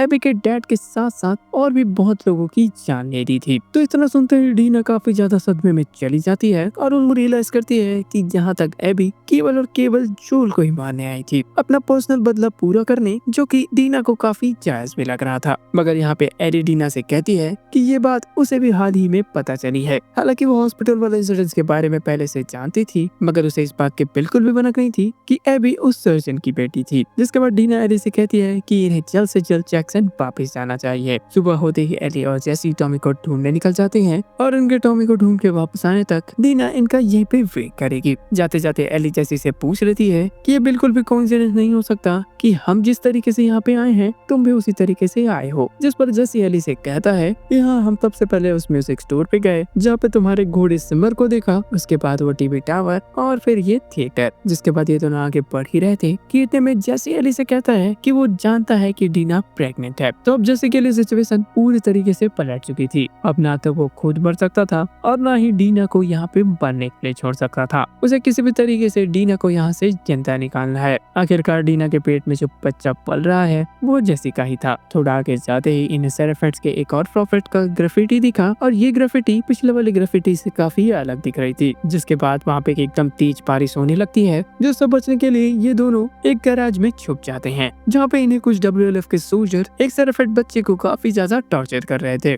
एली यहाँ पे उस बच्चे की मदद करना चाहती थी, मगर जैसे उनके नंबर्स को देख के उसे रोक लेता है। इधर हमें बताया जाता है कि WLF किसी बड़े अटैक की प्लानिंग कर रहा है। WLF के कमांडर ने आइजैक को बताया कि WLF के एक लार्ज नंबर ऑफ सोल्जर्स इस अटैक वाली प्लानिंग से काफी ज्यादा नाखुश हैं और आइजैक का भी मानना था कि ये दोनों सुबह तक इस लड़ाई में मारे जाएंगे। तभी आइजैक कमांडर से कहता है कि लड़ाई शुरू होने से पहले इन्हें जल्द से जल्द एबी और उसकी गैंग को ढूंढना होगा। जिस पर कमांडर एलिस कहती है कि फिलहाल एबी और उसका पूरा ग्रुप अभी मिसिंग है और एबी में ऐसा रखा ही क्या है जिसके लिए आइजैक इतना ज्यादा टेंशन ले रहा है। कमांडर एलिस सीधे तौर पे आइजैक से ये पूछ लेती है कि कहीं आइजैक एबी से प्यार वार तो नहीं करने लग गया, मगर ऐसा नहीं था। आइजैक का यहाँ पर सीधे तौर पे मानना था कि एबी ही वो शख्स है जो कि इन दोनों के बाद WLF की कमान संभाल सकती है। अगर इस लड़ाई में आइजैक और कमांडर एलिस मारे जाते हैं तो WLF की बागडोर संभालने के लिए कोई परफेक्ट कैंडिडेट तो होना ही चाहिए और यही रीजन है कि आइजैक एबी को बहुत ज्यादा मानता था। इधर एली और जेसी जैसे बुक स्टोर पहुँचते हैं, वहाँ पे टॉमी का इन्हें नामो निशान नहीं मिलता। जिसके बाद एली वहीं पे पड़े एक चिल्ड्रन बुक को उठा लेती है ताकि वो डीना के होने वाली बेबी को ये दे सके, जो कि जेसी भी देख रहा था और वो इस चीज से काफी ज्यादा इम्प्रेस होता है। और यहाँ पे बातों बातों में ही जेसी एली से कह देता है कि हालांकि वो डीना से प्यार तो करता है मगर उतना नहीं जितना तुम उससे करती हो। जैसे कोई बार सच्चा प्यार हुआ था, मगर उस प्यार को पाने के लिए जेसी को काफी बड़ी कीमत यानी जैक्सन को छोड़ के उनके साथ जाना पड़ता और इतनी बड़ी कीमत जेसी बिल्कुल भी नहीं चुका सकता था। और यही रीजन है कि जेसी ने अपने सच्चे प्यार की कुर्बानी देकर जैक्सन टांग को चुना। और तभी WLF का वॉकी टॉकी बजने लग जाता है और उसमें मैसेज आता है कि कोई स्नाइपर WLF के सोल्जर्स को मार गिरा रहा है, जिससे जेसी और एली को तो क्लियर हो जाता है कि ये पक्का टॉमी का ही काम है। इसका मतलब साफ था कि टॉमी को मदद की जरूरत थी। तो टॉमी तक पहुंचने का रास्ता देखने के लिए वो फौरन ऊपर की ओर चले जाते हैं, जहाँ पे एली की नजर किनारे पे बने हुए एक एक्वेरियम, इसके साथ ही उस एक्वेरियम के बाहर एक बहुत ही बड़ा रिंग नुमा झूला था और तो और उस एक्वेरियम के दीवार पे एक बहुत ही बड़ा व्हेल बना हुआ था। मतलब व्हेल एंड व्हेल। नोरा इसी जगह के बारे में बात कर रही थी और अब एली को भी क्लिक हो गया था कि एबी उसे इसी जगह पे मिलने वाली है। जिसके बाद एली जेसी से कहती है कि हमें टॉमी की चिंता करने की जरूरत नहीं है, वो अपने आप को काफी अच्छे तरीके से सेफ रख लेंगे और हमें एबी को मारने के प्लान में लग जाना चाहिए। इतना सुनते ही जेसी का दिमाग खराब हो जाता है कि कोई इतना मतलबी कैसे हो सकता है। और यहीं पे जेसी एली को बताता है कि उसने वोटिंग के दौरान एली के खिलाफ वोट किया था, क्योंकि वो अच्छे तरीके से जानता था कि समय आने पर वो कम्युनिटी तो दूर की बात, वो अपने मतलब के ही काम में लग जाएगी। और ये सुन के एली भी जेसी के ऊपर काफी ज्यादा गुस्सा करने लग जाती है। इसके साथ ही वो उसे कहती है कि तुम्हारा कम्युनिटी का सपोर्ट और ये गुड बाय वाला बिहेवियर तब कहा गया था जब WLF के सोल्जर उस सेराफाइट बॉय को टॉर्चर कर रहे थे। तुम मुझे सेल्फिश कह रहे हो, बल्कि सेल्फिश तो तुम खुद भी हो। आखिरकार एली के लिए उसकी कम्युनिटी, इसके साथ साथ उसकी पूरी की पूरी दुनिया केवल जोल और उसके इस दुनिया को एबी ने पूरी तरीके से उछाड़ दिया। इसके बाद इन दोनों के बीच ये डिसाइड हुआ कि ये दोनों एक दूसरे के अपोजिट जाएंगे। इसका मतलब कि जेसी चला जाएगा टॉमी की मदद करने के लिए और एली चली जाएगी एबी से बदला पूरा करने के लिए। जिसके बाद एली पोर्ट ढूंढने के लिए किनारे पे चली जाती है और वहाँ पे वो देखते हैरान हो जाती है कि आइजैक बहुत सारे सोल्जर्स को लेके पास के ही आइलैंड पे पे अटैक करने के लिए जा रहा है। तो सबके वहाँ से निकलने के बाद एली भी मौका देख के एक छोटी सी बोट को लेके वहाँ से एक्वेरियम की तरफ निकल जाती है, मगर मौसम होता है काफी ज्यादा खराब और लहरों के कारण एली उसी आइलैंड पे पहुँच जाती है। तो इससे पहले कि एली कुछ रिएक्ट कर पाती, वापस सेराफाइट्स आकर उसे सूली पे चढ़ाने के लिए लेके चले जाते हैं, जिसे देख के एली काफी ज्यादा घबराने लगती है और वो उन्हें काफी ज्यादा समझाने की कोशिश भी करती है। पर इससे पहले कि ये लोग एली को पूरी तरीके से मार पाते, इन्हें किसी से खबर मिलती है कि इन पर अटैक हो चुका है, जिस वजह से सेराफाइट्स एली को वहीं पे छोड़ देते हैं और अपने आइलैंड को बचाने के लिए चले जाते हैं। तो वहाँ से बचने के बाद एली उसी बोट को वापस से लेके एक्वेरियम की तरफ निकल जाती है। तो एक्वेरियम की तरफ जाते हुए एली ने उस आइलैंड पे देखा WLF और सेराफाइट्स के बीच एक बहुत ही बड़ी जंग हमें देखने को मिल रही है, मगर एली बीइंग एली उसे इस बात से घंटा फर्क नहीं पड़ता। जिसके बाद एली जैसे एक्वेरियम के अंदर जाती है, वो नोटिस करती है कि हाल ही में यहाँ पे किसी की मरहम पट्टी का काम हुआ है। जिसके बाद एली को किन्हीं दो लोगों की बात करने की आवाज आती है और एली जैसे ही छुप के देखती है तो हमें दिखाया जाता है कि वहाँ पर ओवन और मेल एक दूसरे से बात कर रहे थे। जिसके बाद एली ने उन दोनों के ऊपर गन तान के एबी का डायरेक्ट पता पूछा और वो दोनों एली को देख के काफी ज्यादा हैरान थे कि आखिरकार ये कहाँ से आ गई। तो एली ने जूल के ही बताए हुए ट्रिक को यूज करके उन दोनों को मैप पे वो सेम लोकेशन मार्क करने के लिए कहा जहाँ पे एबी हो सकती है। अगर उन दोनों ने सेम जगह पे पॉइंट किया तो एली उन दोनों को जाने देगी और वो खाली एबी के पास जाएगी। जिसके बाद ओवन मैप लेने के बजाय पास में ही रखे गन की तरफ अपना हाथ जैसे ही बढ़ाता है, तभी रिफ्लेक्स में एली के हाथों से वो गन फायर हो जाती है। तो एली की गन से निकली हुई गोली ओवन की बॉडी के आर पार जाकर मेल के गर्दन को चीरते हुए निकल जाती है, मतलब 1 बुलेट एंड 2 एनिमी डाउन। तो मेल जैसे ही जमीन पे गिरती है, एली को उसे देखने के बाद रियलाइज होता है कि मेल तो यहाँ पे प्रेग्नेंट थी। तो मेल ने मरने से पहले एली से कहा कि वो चाकू लेके बच्चा उसके पेट से बाहर निकाल दे ताकि एटलीस्ट उसका बच्चा तो जिंदा बच जाए। मगर एली को इन चीजों का बिल्कुल भी एक्सपीरियंस नहीं था, जिस वजह से वो वहाँ पे कुछ भी नहीं कर पाती। जिसके बाद एक प्रेग्नेंट लेडी को अपने सामने मरता हुआ देख के एली काफी ज्यादा रोने लग जाती है। जिसके बाद टॉमी और जेसी भी वहाँ पे पहुँच जाते हैं और टॉमी यहाँ पे एली को काफी ज्यादा समझाने की कोशिश करता है। जिसके बाद ये सब के सब उस थिएटर में पहुँचते हैं जहाँ पे वो डीना से बिना कुछ कहे ऑडिटोरियम की तरफ चली जाती है। जिसके बाद टॉमी ने एली को बताया कि वो यहाँ से किस तरीके से बाहर निकलेंगे। इसके साथ ही टॉमी एली को दिलासा देते हुए कहता है कि एबी को दोस्तों के साथ जो भी हुआ वो उनकी चॉइस थी। आखिरकार उनके अंजाम को पता होने के बावजूद उन्होंने एबी का साथ जो दिया, जिस वजह से एली को ज्यादा सोचना नहीं चाहिए। मगर एली यहाँ पे मेल के बारे में नहीं बल्कि एबी अभी तक जिंदा है इस बारे में सोच रही थी। इसके साथ ही वो ये भी सोच रही थी कि अब उसे पूरी जिंदगी भर एबी से बदला पूरा न होने के गम को ही लेकर जीना होगा। जिसके बाद टॉमी वहाँ से चला जाता है और एली ने जेसी को उसकी जान बचाने के लिए थैंक यू कहा। जिस पर जेसी एली से कहता है कि अगर तुम मेरी जगह होती तो तुम भी मुझे बचाने के लिए आधी दुनिया जला देती। मतलब अब इन दोनों के बीच सब कुछ नॉर्मल हो चुका है। और तभी इन दोनों को गोलियों की आवाज आने लगती है, जिसका पीछा करते हुए ये लोग जैसे ही ऑडिटोरियम के बाहर जाते हैं, कहीं से सीधे एक गोली आती है और वो जेसी का काम तमाम कर देती है। मतलब जेसी का कैरेक्टर यहाँ पे ओवर हो जाता है। एली अपने सामने एबी को देख के काफी ज्यादा चौंक जाती है क्योंकि एबी ने टॉमी के ऊपर गन तान रखी थी और यहाँ पे एबी भी एली को वहाँ पे देख के काफी ज्यादा हैरान हो जाती है। एली एबी से कहती है कि वो सबको जाने दे, उसके दोस्तों के साथ जो भी हुआ तो उसके पीछे केवल मैं जिम्मेदार हूँ। इसके साथ साथ एली एबी से ये भी कहती है कि वो अब जान चुकी है कि एबी ने जोल को क्यों मारा। एली एबी से काफी ज्यादा रिक्वेस्ट करने लगती है कि वो बाकियों को जाने दे